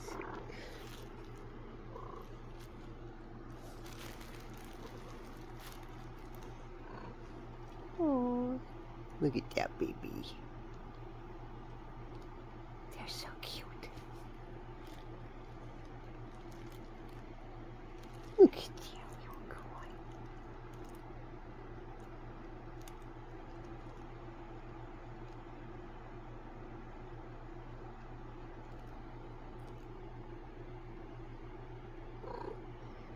You don't like the camera, huh? Okay. Okay, look, it's really hot, so I have my shirt off. I'm cleaning the house, organizing, getting rid of clutter, and I'm going to show you what I've done so far. There's a lot of other stuff going. So here's the way the dining room looks at the moment. I've cleaned up so much clutter. All the candy I gave to a neighbor. A lot of comic books are now in this long box. But here's what happened. Snowball was outside. Luna was in the entryway keeping cool, and Sasha was watching over her babies right there. Okay. I let Snowball in, and I probably should have picked him up because he and Luna get into it a little bit because they're a little too close together and for Luna's comfort. Here's the problem. Whenever something like that happens, whenever a hostile engagement occurs, Sasha leaps into hunter mode and goes crazy. Like, she is a hardcore predator instinct. And that's why she went after Luna early on. And so, of course, I try to separate them. And this is what happens to me. I get that. This is all from Sasha, by the way. I get that. And she bit on my hand right there. Pretty deep. That bled quite a lot. That's it, though. And so, lesson learned there. And I think it's there's Sasha. She's ready to kill. I'm going to handle this right now, and I'll be back later. Okay, so we've had to get a little extreme with keeping Luna and Sasha separate for a little while. I can't have anyone just trapped in the back hallway because it's too hot. So I have done the next best thing, I think, which is I've separated the two halves of the house. So Sasha gets all this for now, the front room for now, even though Luna, this is her perch. But, and then we just separated this with my divider for now, so that they can have a little space. And then what does Luna have all the way back there? She has the kitchen, the fountain, plenty of food. Obviously, I'm going to go back there to help her out. The bathroom is not. There's a litter box. It's a big space, right? So we're just kind of giving them a little space right now. Not for long. I mean, just for a couple of hours. I think they need to be separate. They need to be separated. Now, of course, I'm sure Sasha would find a way to get back there. She could jump up on here and jump over.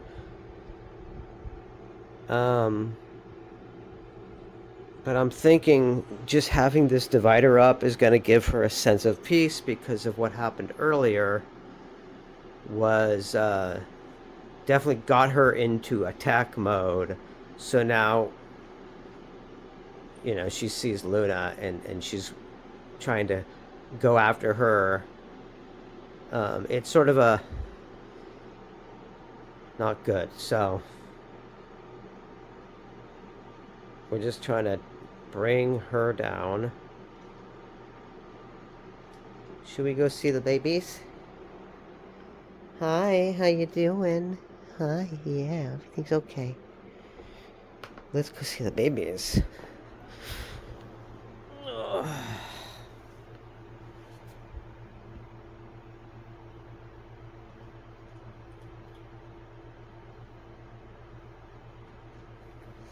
They're so cute.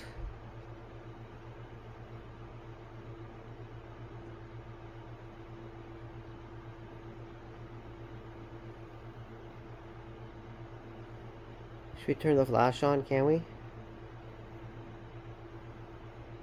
Okay, turn it off. Oh my god, when they're not moving, it scares you. Look at those sleeves. They're so cute. Hi, Mama.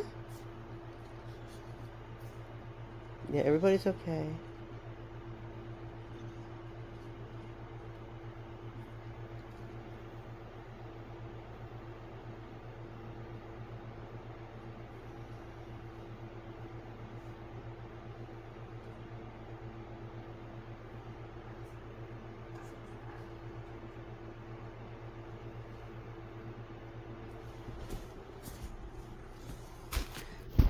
Wait, hold on. Hold on. Okay.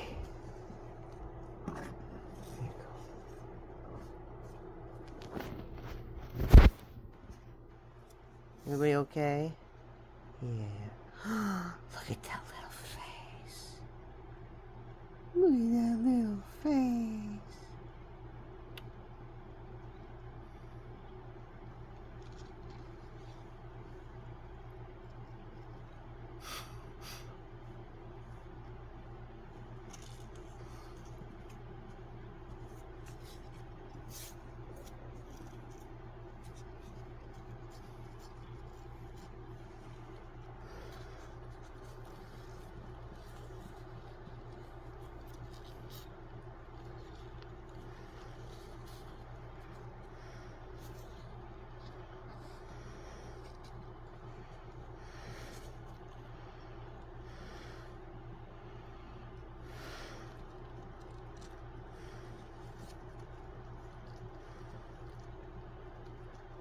Careful with that foot.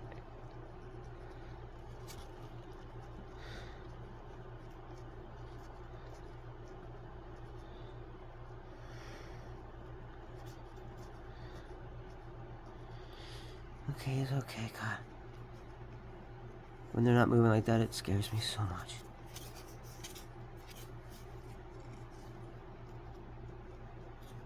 Okay.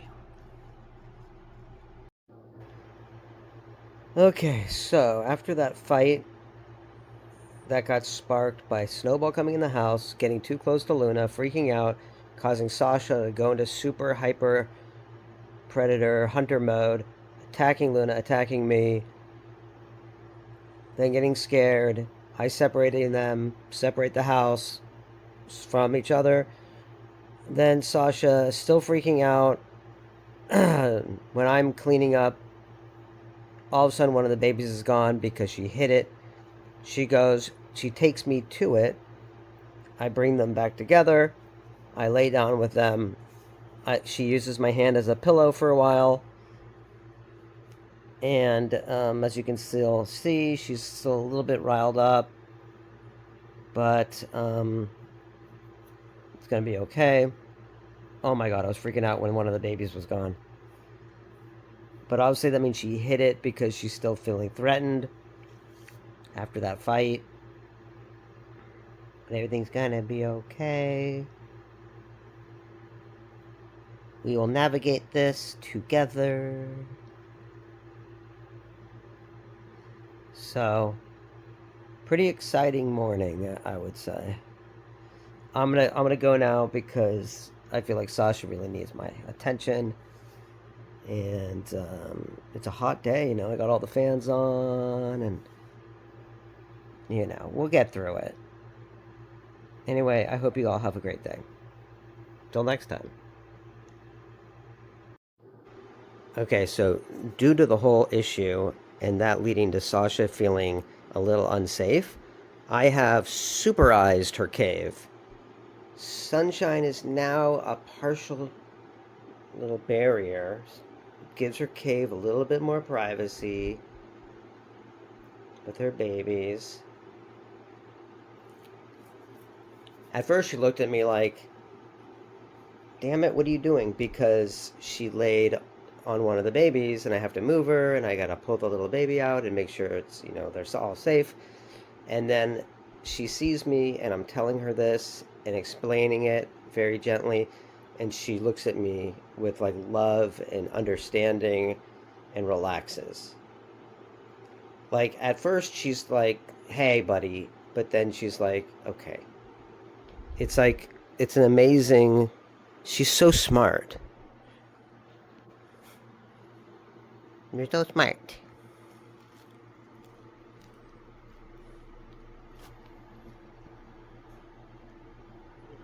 She's like, why are you blinding me? Sorry.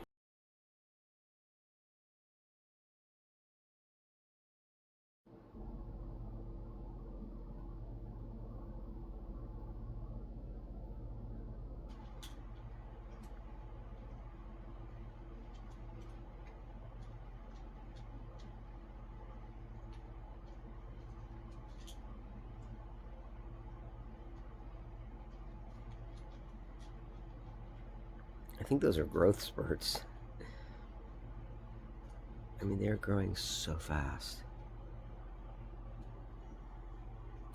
They're so cute. Look at that. What do you think? Are they growth? Oh, sorry. Are they growth spurts?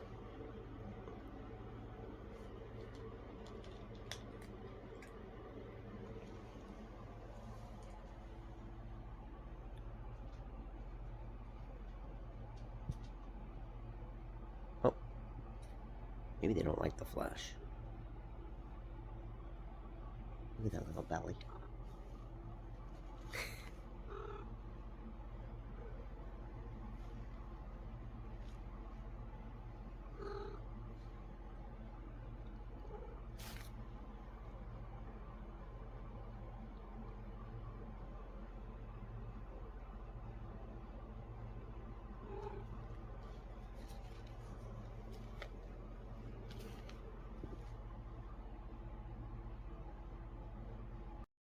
Okay, there's a definite milestone happening right now. You gotta see this.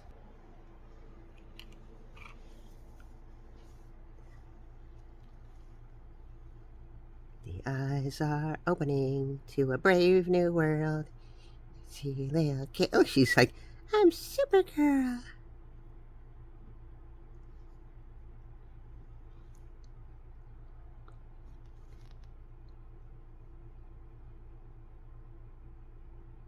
Both of their eyes are opening a lot right now. Look at that little guy.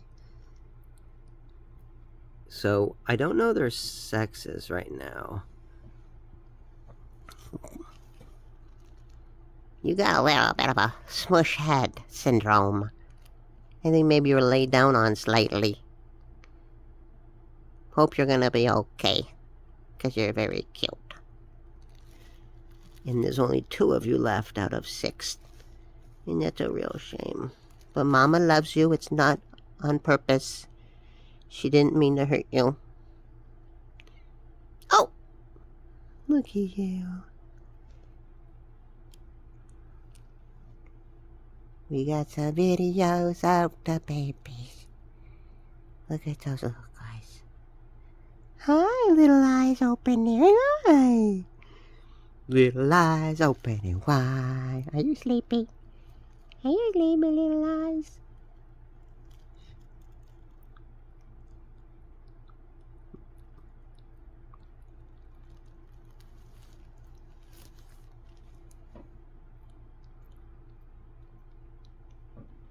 Whoa!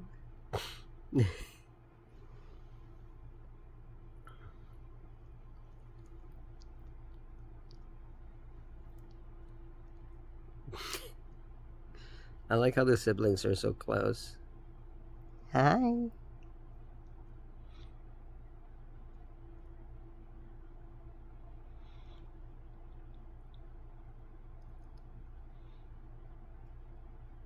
Such sweet little spirits we got here in kitty form. Hello. Oh! Hey, that's my face. Hey, wake up. Hey, wake up. Pancake. Oh my... Oh my gosh. He's like, ow, my face. Holy crap. Hey! My sister's a cactus. Oh my god! Yeah, right now, for some reason, I'm thinking the dark one's a boy and the other one's a girl. This is my thinking, but I could be wrong.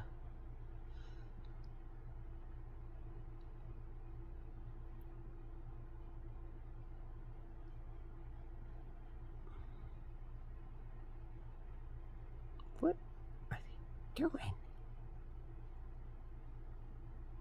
They're growing so fast, too.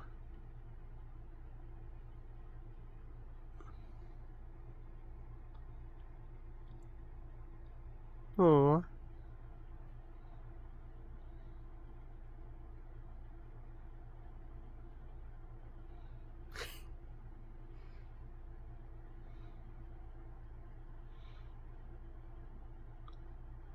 They sleep so much because all their energy is going to, building them.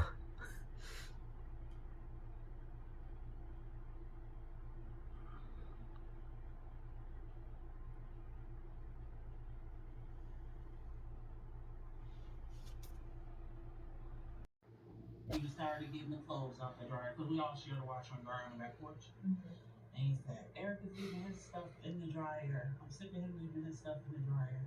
I've been taking it out for 8 months now. You should tell Matt, which is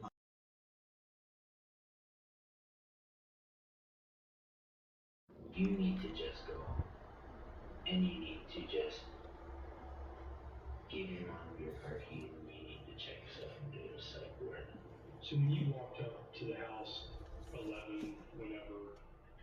These are just all shirts, and everything's color coordinated. That way, if I want to color, I can just pick the style and season. But then all my jackets, jackets are in the back. Jackets and hoodies, sweatshirts and stuff like that.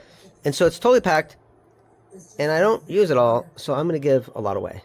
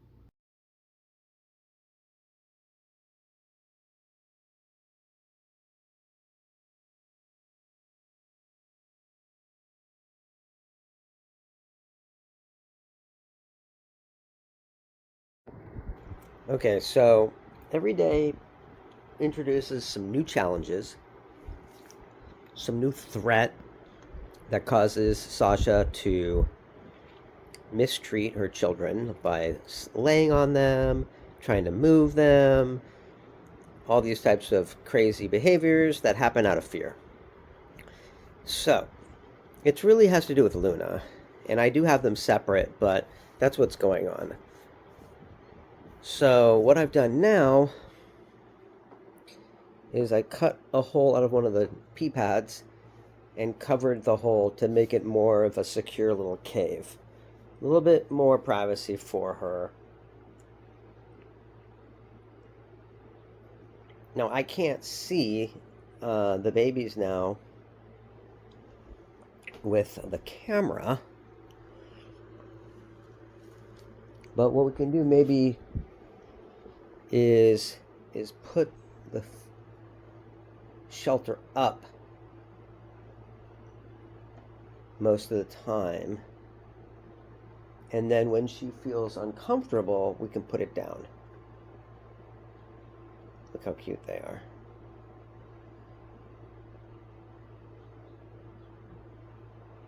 But whatever we need to do to keep them safe.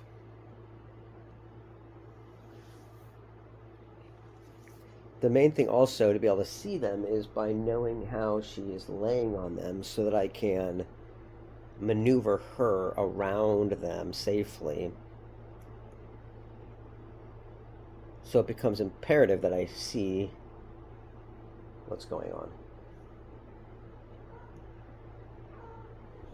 Mama's doing the best job she can. Hi. Hi. Oh, there's more treats there.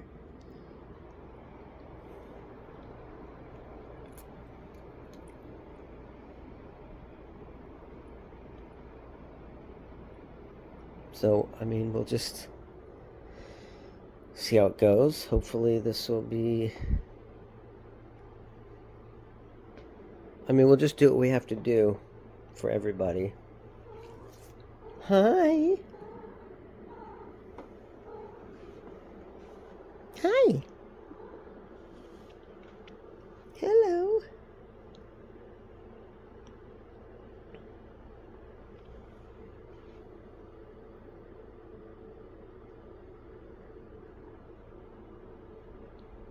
Okay, so that's what's going on right now. And I will update you with more later. Horror movie. Hi, little guys. Oh, no, it's okay.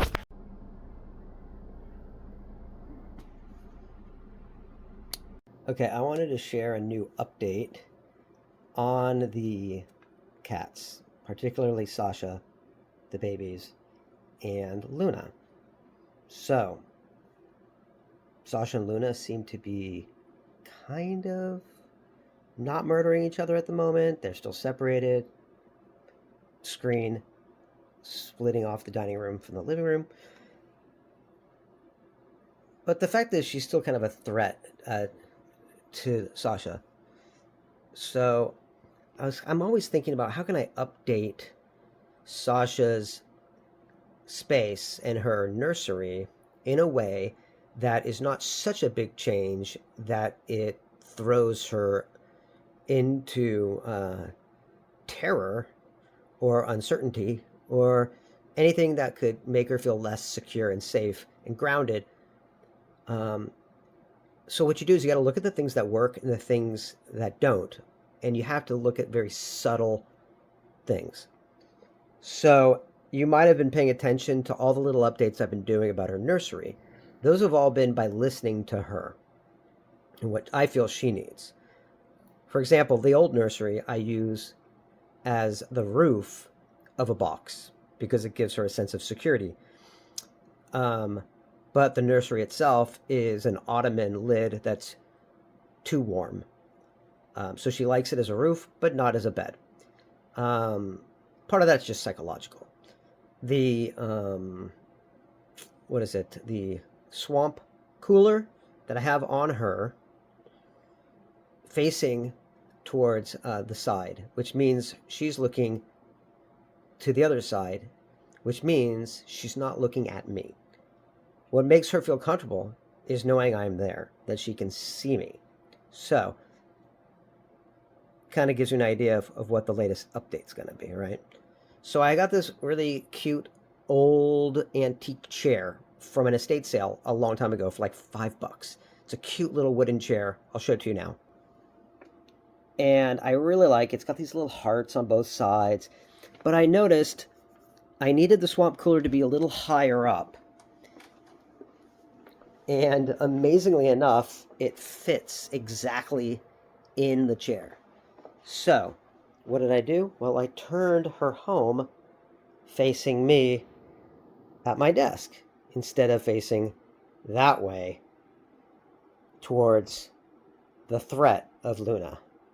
This way, she gets a sense of a threat. She'll look up. She'll see me. Also, when she wants to come down out of the home to relax, she doesn't have to go all the way around. and tiptoe around stuff. She can just go right down the steps. Right here. Look at that little face. I mean, wow. Oh, sorry, baby. That little face. So this is what we're trying to protect. We're trying to protect this little family here. On the top, I've got a piece of petrified wood, rose quartz cat that Julia gave me, and a little peridot pyramid that Lisa gave me for my birthday. And this is a pea pad with a little cat door cut out. And that's going to, I'm thinking this might actually be a good improvement. I think all my improvements have been good. It just, you keep polishing a mirror and it keeps getting a little bit better. But you got to pay attention. You got to watch to see how she likes it. But if you noticed, I did it and she took to it instantly. So, but that's because she has a lot of trust in me. The important thing we'll see, well, how does she feel about it in a couple hours? Does it have staying power as a good change? And that's what we'll be paying attention to. Also, she can come down here, down to the soft coffee table, which has these cutouts on the either side for people to get to the couch. And then her food is there. The stairs on either side to kind of mirror each other. 2 ottomans that are different. Both of them I got for free that people were throwing out, different trash nights, about a year apart. I got that one when I just moved in here pretty soon. And I like it was really great condition. And this one I found not too long ago. So now if I want to do the camera, even easier now. I can actually just have that. Well, I don't necessarily want it on top of the swamp cooler because then you'll hear the swamp cooler really loud on the camera.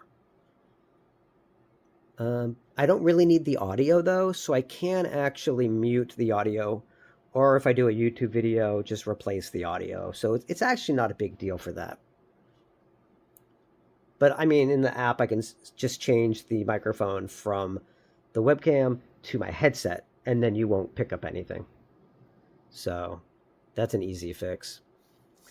But I think this is getting real cozy and it's getting real nice. So tell me what you think. All right, thanks. And have a beautiful morning, everybody. I hope you have a great week, and I hope you feel good. All right, take care. Bye-bye.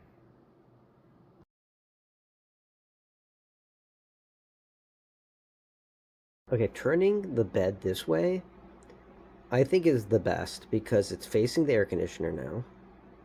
It's facing me. The stairs are straight down, which makes it easier for Sasha to get down, and she doesn't have to navigate. It's just that any changes kind of freak her out, so she's got to get used to it no matter what. But I do think this is the best for all of them.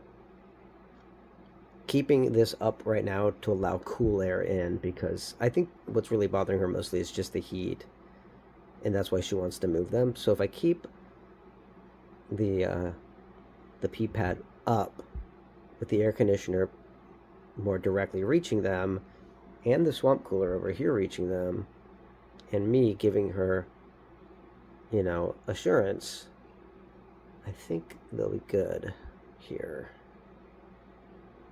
And she's got food there. And I put the water up there too. Hey, hey, hey, hey, hey. Oh, Jesus. Hey, hey, hey. No, no, no, no, no. Careful. Don't freak out. You don't gotta move her. Or him. Whatever he is. So you see him go for the throat like that. Okay, now I gotta take him. No. No. Are you gonna be nice?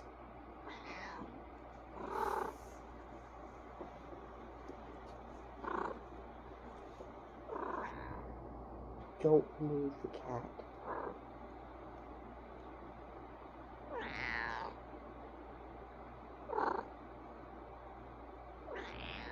Hey. You're safe here.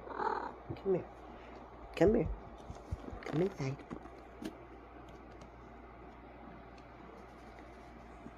No, no, no! Okay, now I gotta take them off.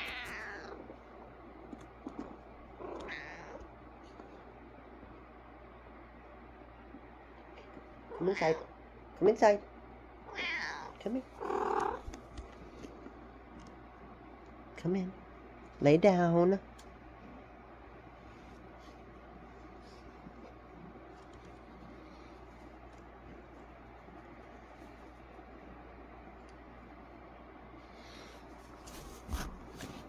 Look at this.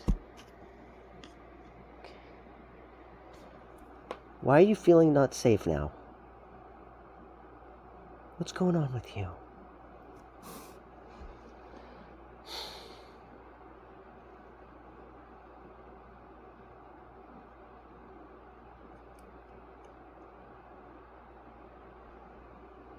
What is this guy doing?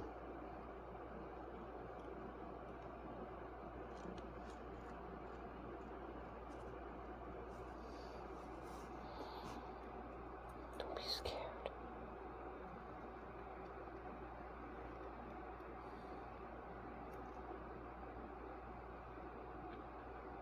I'm here. I know this is an instinct thing. I get it. And I want to just respect you, but you can't just move them all over the place. They'll die. You're going to create the very situation you're trying to avoid. Okay? Who's that little guy?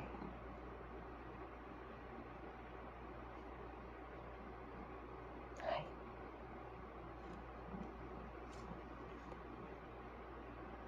I got you guys.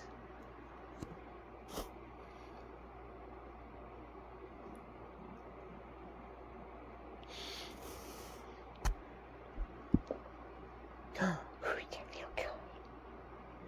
Everything's cool. Sasha, what are you scared about? No, no, no, no. Stay. We want you to, you know why we want you to stay? Because then you have to, we want them to be safe. Hi. Hi.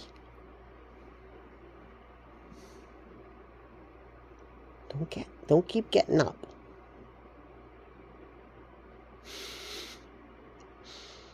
He's so cute. I got you. I got you.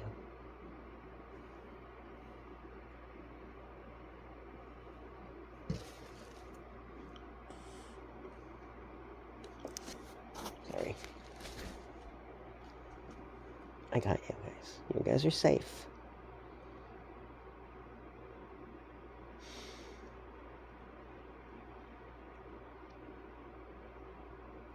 Okay?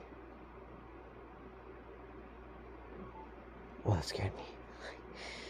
You're safe. It's what? It's okay. It's okay.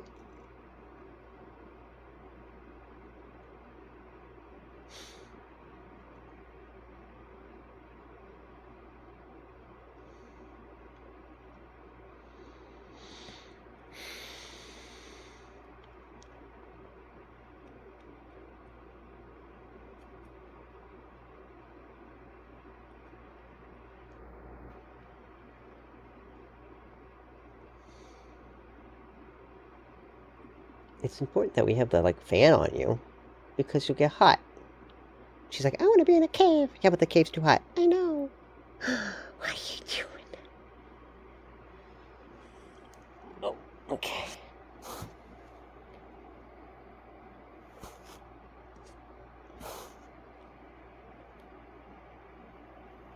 Hi.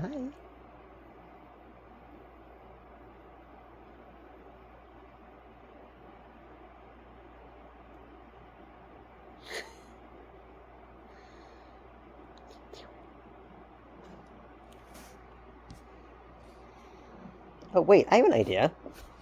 Hold on. I have an idea. Stay there.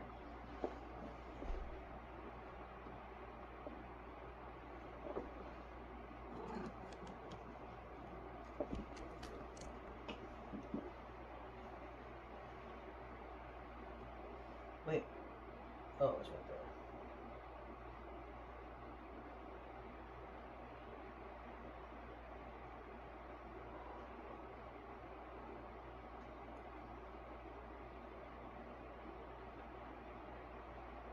there. Hey. Oh! Wait. I got it. Check this out. Hold on.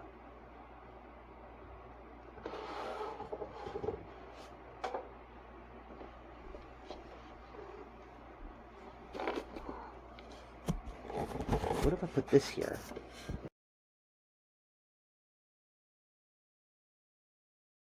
So we've gotten to the point where no matter what I do, mostly because of Luna,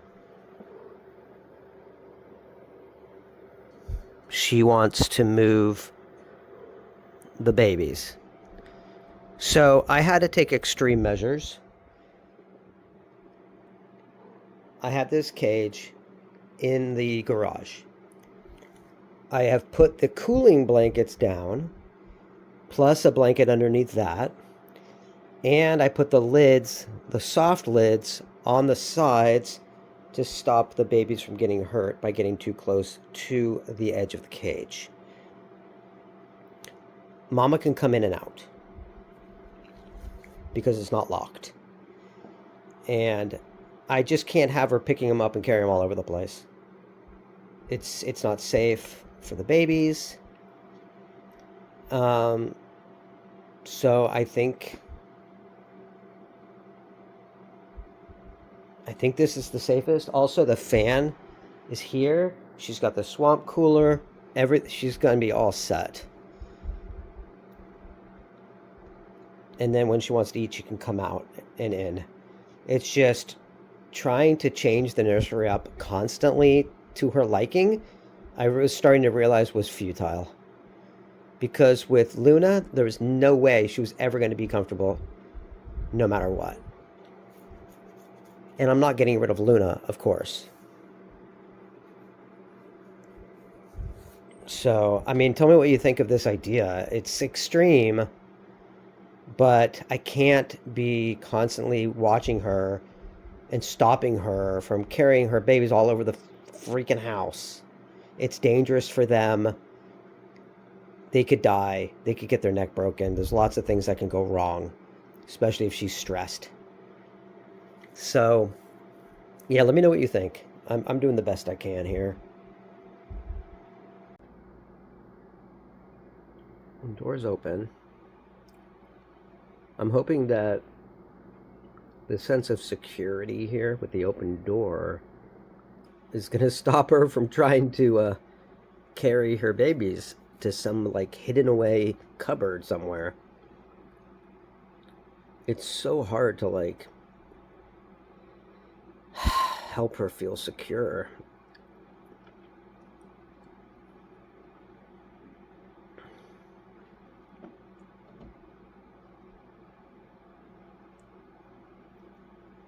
The thing is, she doesn't want to go under a cupboard or some hidden away dark place because she's trying to get away from heat and threats.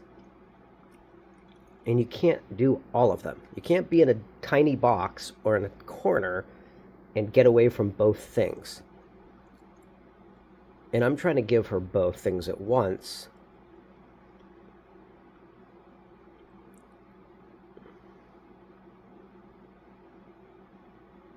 I don't know, at the moment she seems like she's calmed down at the moment. I don't know, we'll just see how it goes.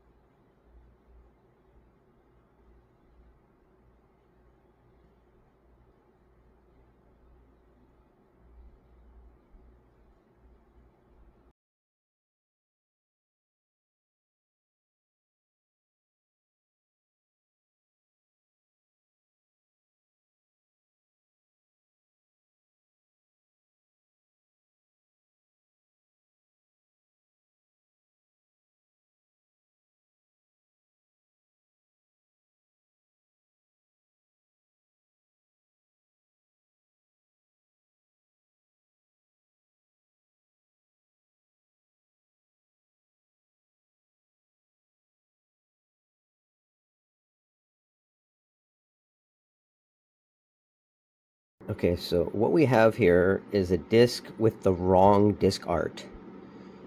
This is Fame, and it is labeled as Chicago Hope. So in the past, we would have to just throw the disc out and redo it. Because if you scrape all the ink off, it would damage the top layer of the disc, and it just doesn't look good. But I have figured out a little workaround. So what you do is you take some lens cleaner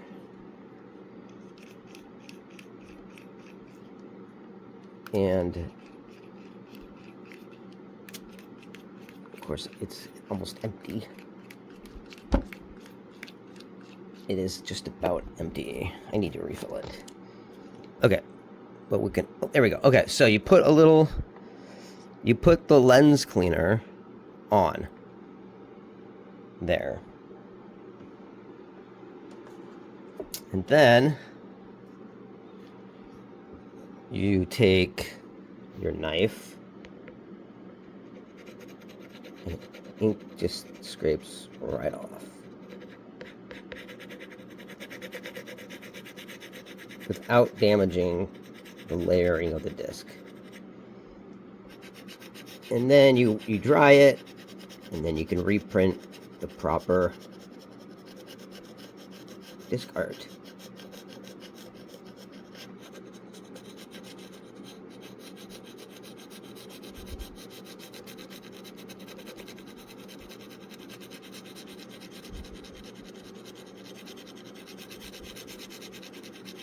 See how I'm barely putting any pressure here.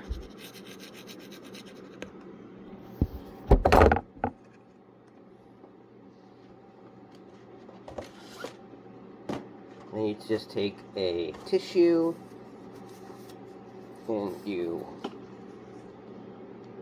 wipe that off.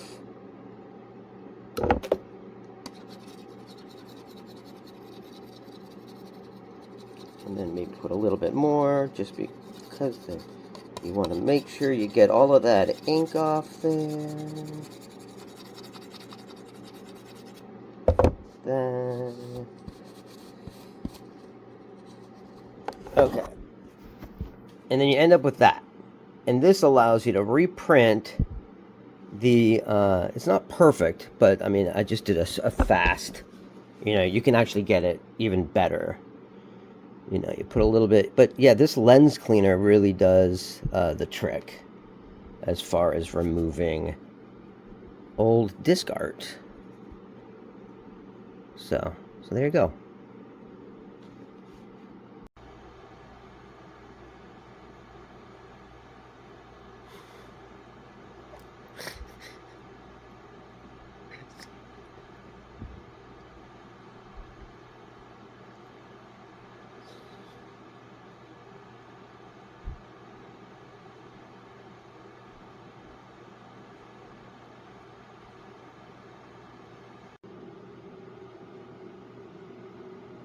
Look at this cute little guy.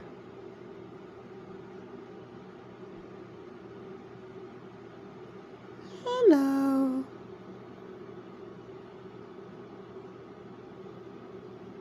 What is this guy? Does anybody know what he is?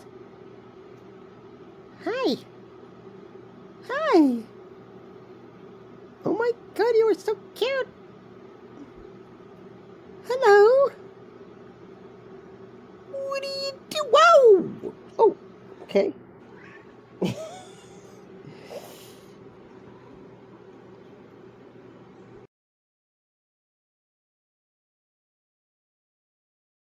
Hey guys, it's like almost 5 in the morning. Wait, who's here? Hi. You going on a walk with me? Okay, let's go. So I wasn't gonna go on a walk tonight, but last minute I decided, yeah, let's do it. Oh yeah, lay down in the middle of the street. That's a great freaking idea. You're just excited to go on a walk, aren't you?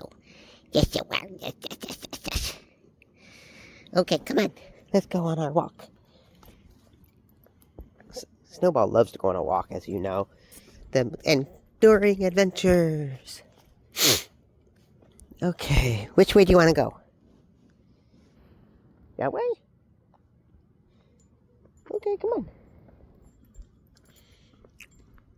The enduring adventures of Jonathan and Snowball. We're gonna go across the field? I know how much you like the field. Yeah? We're gonna turn right in here and go across fields. Yeah, what are you doing on the ground? Come on!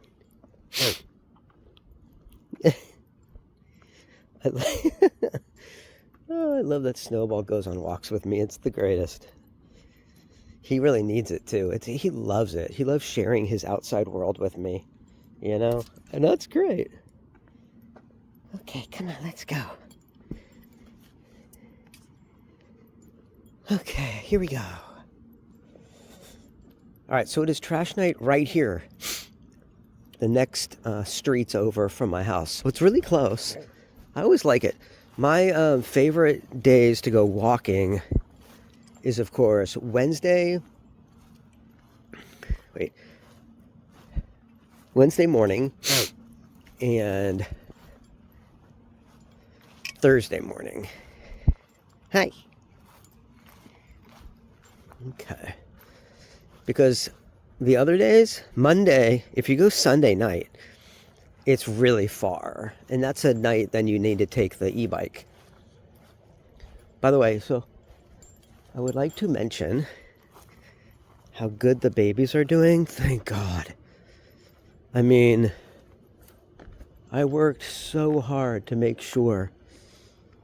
I tried to stay. I mean, these two babies, I've given my full devotion and time and attention to make sure that they survive. And that really came with a lot of challenges. You know, mom has a tendency to lay on her babies and squish them and kill them completely by accident because she doesn't know what she's doing. She's a great mother in lots of ways. Like, she has a maternal instinct, of course, like that's and she's very attentive, but she has learned because of me to tiptoe a little bit more around her babies.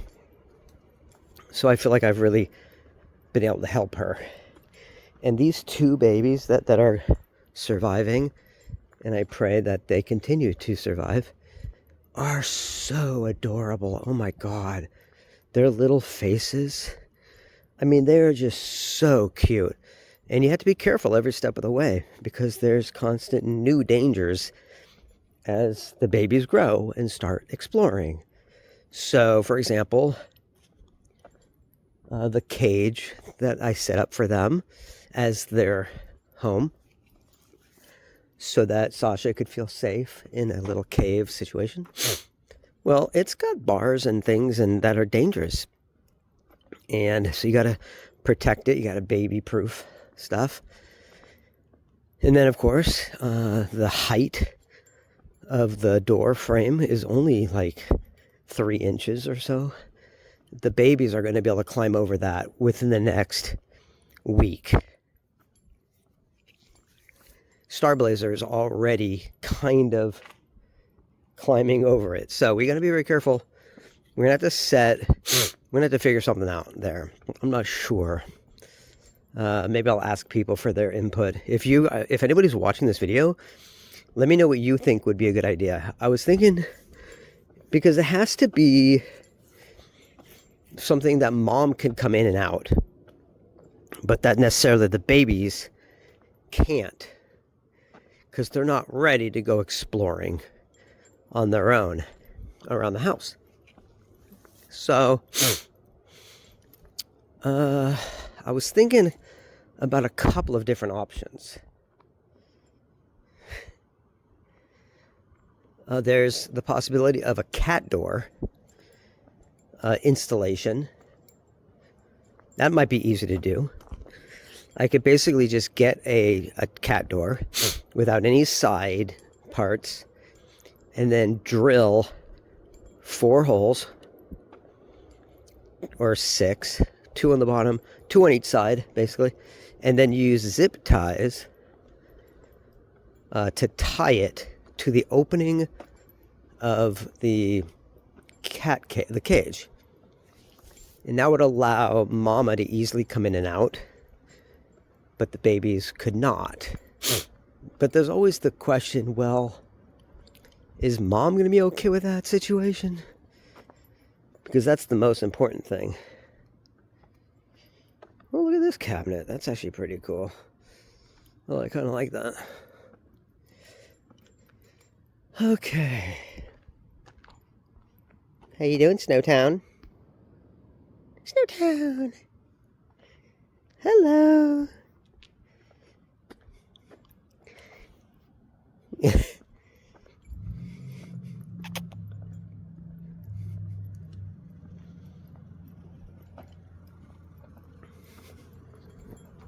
Hi. Hi. What are you doing, Mr. Snowtown? You're so good. That's a good boy. Snowball really is. Well, Neptune went on a walk with me from time to time. And that was really, and he loved it too. Like, for example, I would he'd jump up a tree, and look back at me like, hey, look what I could do. It was cool. Come on.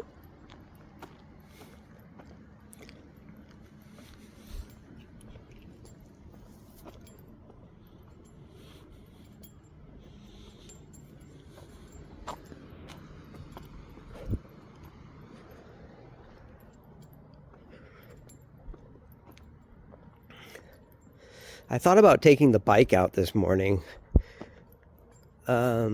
But then I realized I haven't really been on a walk in a couple days. And I kind of need it. How about we go this? Want to go this way I don't know, because I'd have Snowball with me, so I don't want to be out too far and too long because of him. You don't want to take him too far. But what if we come up here and then we can turn around? There's a bunny. By the way, Snowball never goes after the bunnies. It's like when you see, oh my God, there's so many bunnies out here this morning. Hi. Are you friends with the bunnies? What do you think? You look at this. Oh my gosh. Ooh, wow. That wasn't the most, he kind of went after that bunny, but not really with the intent of catching it, I think. Just to chase it a little bit. Come on. Snowball. You don't want to chase bunnies. They'll probably murder you or something. I saw Watership Down. They can get pretty crazy.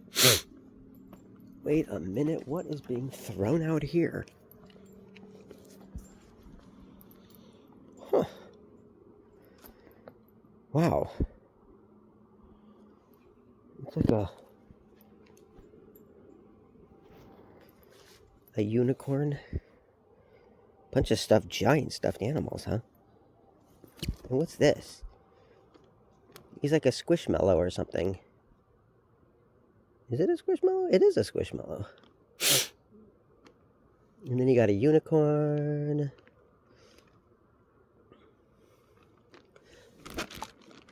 Wow, what's with all these stuff? It's like all clothing, stuffed animals. Wow.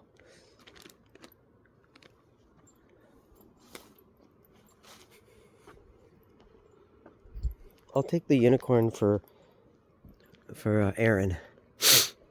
Why? Because in our current banner we're doing, one of the oldest logos, when I wanted a logo for the side of the monitor, Aaron mentioned that one of her old logos was a unicorn. So I said, go for it. And she was like, wow, really? I'm like, yeah. So she put the unicorn on the side. And I could either give this to Aaron, or how about this? This might be a better idea. if I see a little free library porn in it, that way it doesn't get thrown out. I think that's a great idea. What do you think? Okay.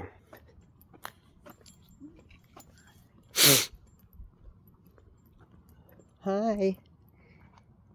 Hello. You're so cute. Come on. Alrighty. It's a beautiful night or morning. Usually, this is definitely the latest I've ever gone walking. Walking at like 4:30 in the morning, like crazy. It's funny, when well, not funny, but it's just a thought I've been having.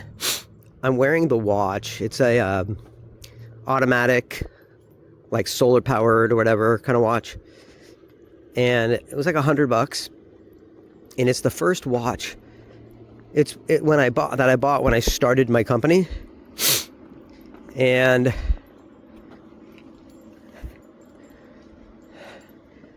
when I started my company back in 2016, I celebrated by getting this watch. And then when I got out of debt so that was in 2016. And then when I got out of debt in 2019,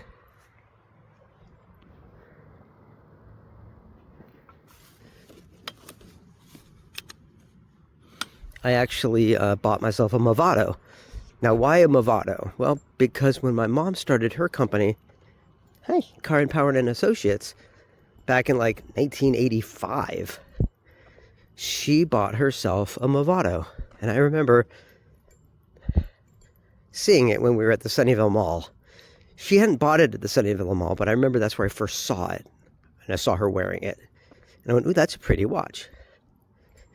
So, in her honor, when I got out of debt and my company was doing successful, I got myself a Movado watch. And I can't believe my mom is gone.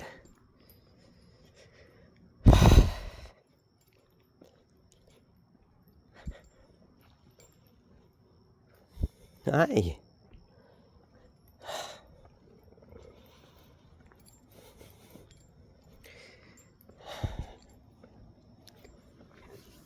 Okay.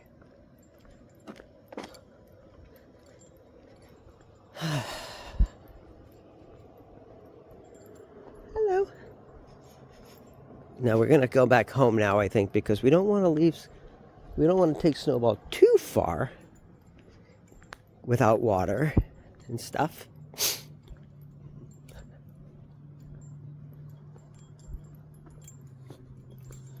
Because you don't want to get him lost. Although, I always say, if anyone's going to get lost, it's more likely to be me than the cat.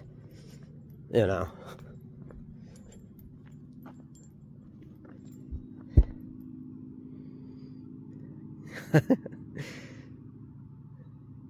Hi. Okay. I'm also now very aware of not taking Snowball up to Madison because the cars scare him up on Madison. Hi.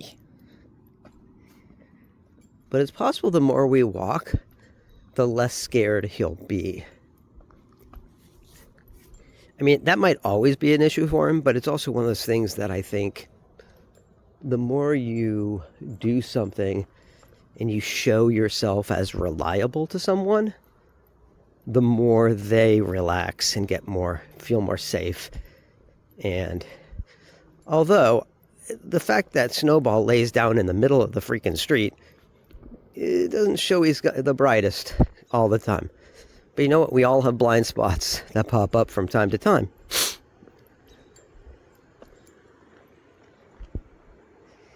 Where are you going? What are you doing? Come on.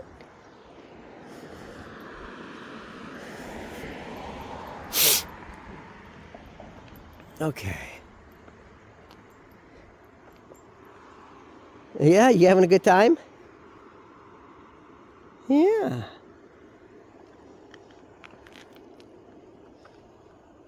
Hi. He's such a sweet boy. You're a sweet boy. Okay, what do we got here? We got... Yeah, watch out for the cars.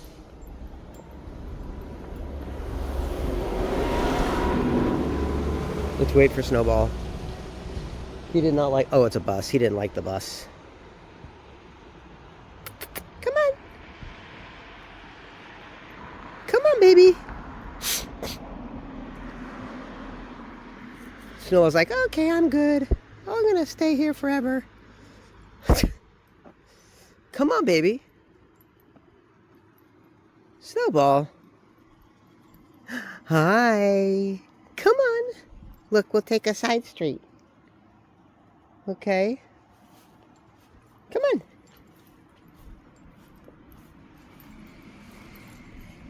Oh, we can't go through there. We can't go through there. There's a fence.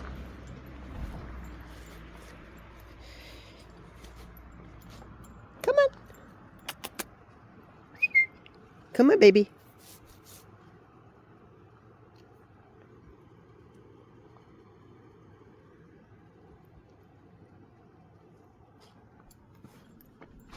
Okay, let's see if he comes.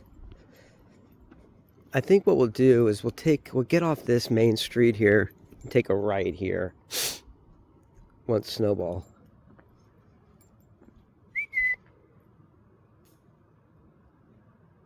Snowball. There you are. Come on, sweet boy. All right. We're going to take a right here so we can get off the main street for you. Okay? Wait, where are you? There you are. Look, it's a bunny rabbit and he's running away. He's a bunny rabbit and it's a funny day. Okay. Whoa. Careful, baby. Didn't mean to freak you out. Okay. Hi.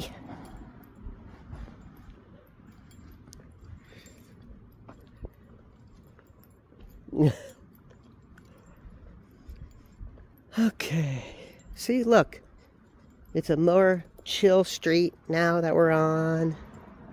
Not all those cars. I have not seen any little free libraries yet. But that's right, I don't think there's any. I kind of know where they all are. And they're mostly, interestingly enough, on the perpendicular streets, not the parallel ones. So, that's interesting.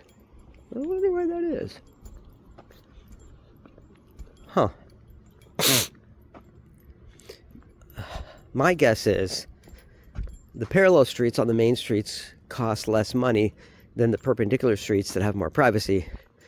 And so people with more money have those inner city or those inner street houses, and they have extra money for a little free library.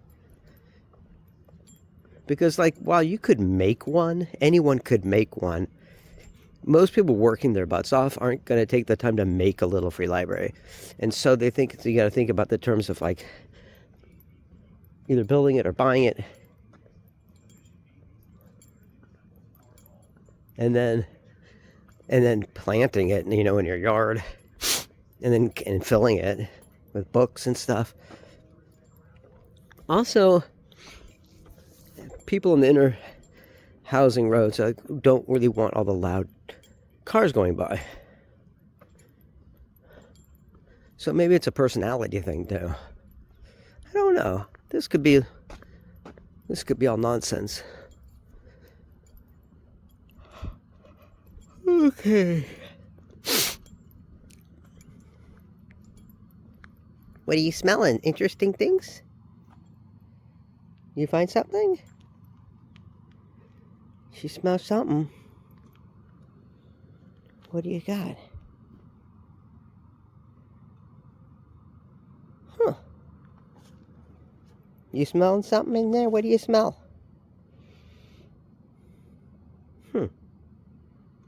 Interesting. It looks really pretty on the camera. In fact, I need to get a screenshot of that. It looks so cool. Hi, come on. Snowball. We're moving. We're moving and grooving. I got a couple pictures of, it looked like a painting, or it should be. Snowball peering into these bushes.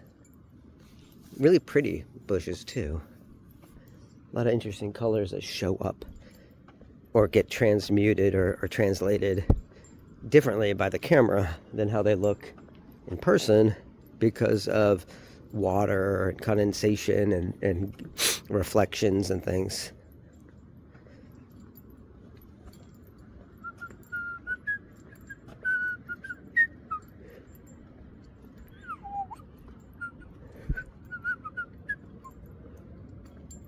Hi. Yep, we're going home.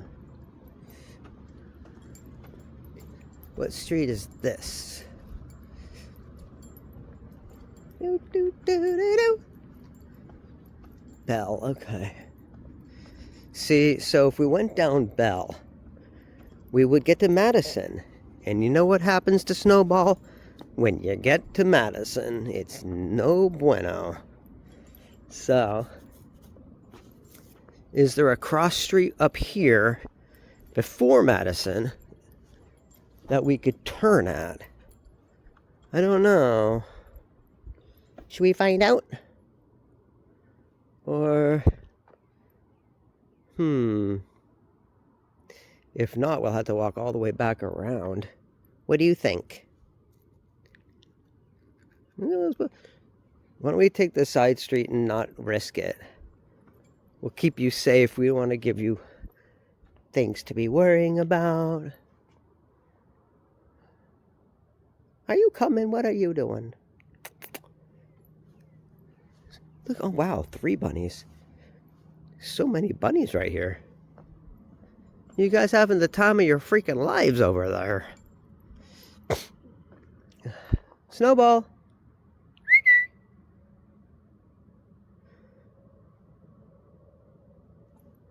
Snowball's fascinated by something. There you are. Okay. Yeah, I think the smart move is just to keep to the back roads away from Madison so we don't get you worked up, create a big situation where you're running away and you're hiding from the cars and, you know, we'll just backtrack this way. Keep things nice and casual for you. And I can always go out back on my own once I put you inside.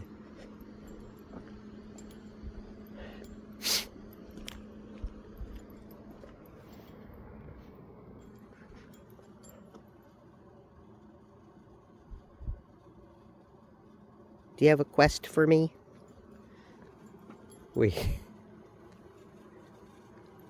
Hi. Yes, just laying down on the sidewalk. Just laying on down on the sidewalk. Hi. Oh, get that bunny. You're like, get off my porch. Get off my sidewalk. We're not bullies, though, okay? Now, we could go up this way and then go through the I know you like your field. So let's go up this way. We'll go back this way through the field.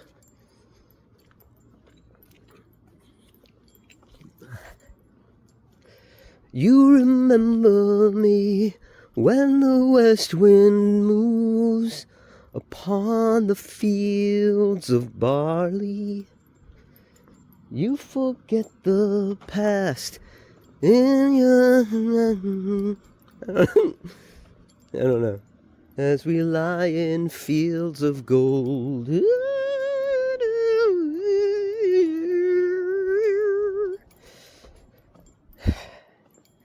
Yes, that all came from the word fields.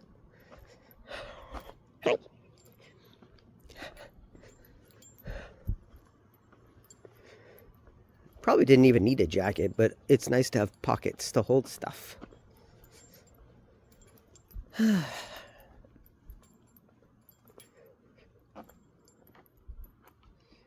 Okay, Snowball's still with me.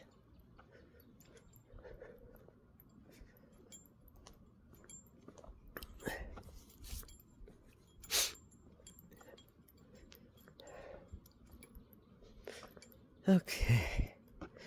Yeah, honestly, like Sasha having her babies and caring for them and figuring it out and adapting and adjusting and going through the perils and the pitfalls and all the highs and lows of it all has been a really needed distraction for me, I think, from the breakup with Julia.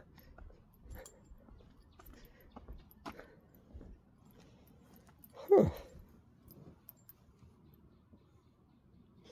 What do you think? Do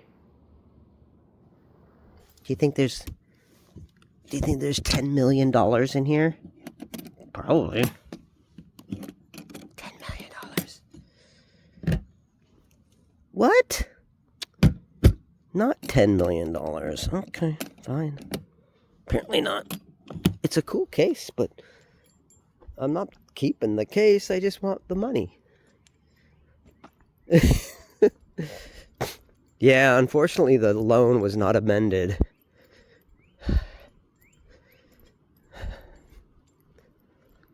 So, that sucks. That would have really helped out. Big time. I will say this, though. The money that has come in from the GoFundMe has been a real lifesaver. And I would say 90% of the people who donated are customers of mine that told me how much they appreciated all the work I've done for them, how I've never given up on a problem before unless I could solve it, or until I solved it. I mean, people were so nice and supportive, and I felt like George Bailey at the end of It's a Wonderful Life. Way to go, Clarence. Who would Clarence be for me? Probably a cat. Hi. Maybe Snowball. Snowball seems like a Clarence. I think actually, maybe we should rename the Clarence. Hey, Clarence. Let's see if he comes to the name. There he goes. See, he loves the field. Hey, Clarence. Are you like, well, you're no James Stewart.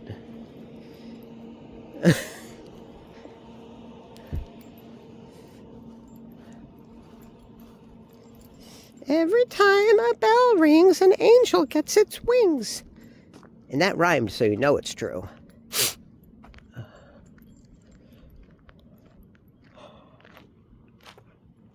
Hi. I'm getting tired. How are you doing? Oh, man.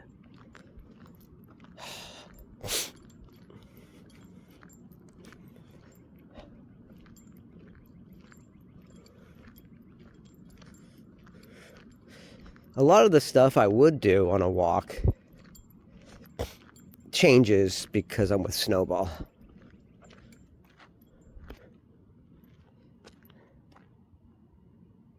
Hi. That was a pretty good walk tonight, huh?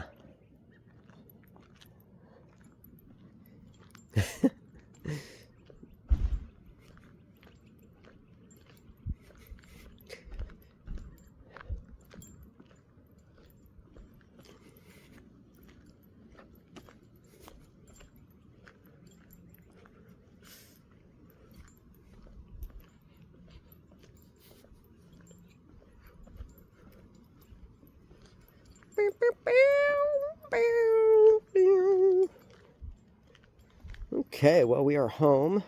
It was a 30-minute walk. That's pretty good for me and a cat, gotta say. Hi. Yeah, we're home. I think it's perfect for that kind of distance. Is great because he'll get dehydrated and worn down and all that. So, but we're home. It was a great walk, and I hope you enjoyed our little journey. And then I'll see you next time. Take care, guys.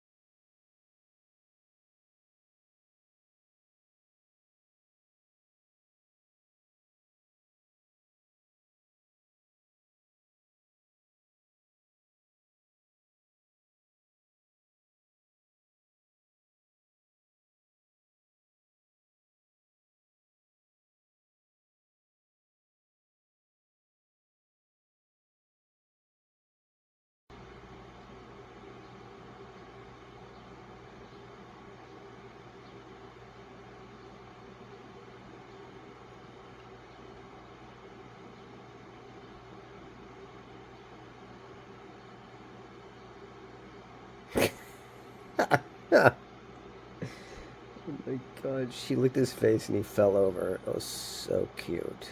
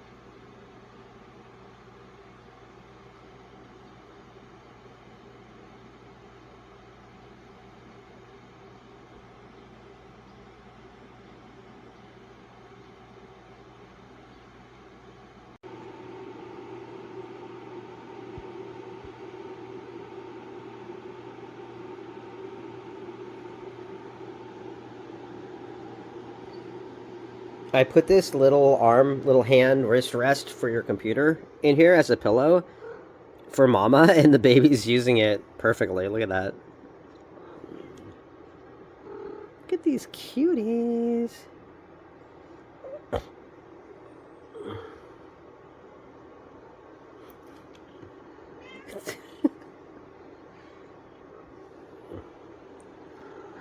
Hey, Mama.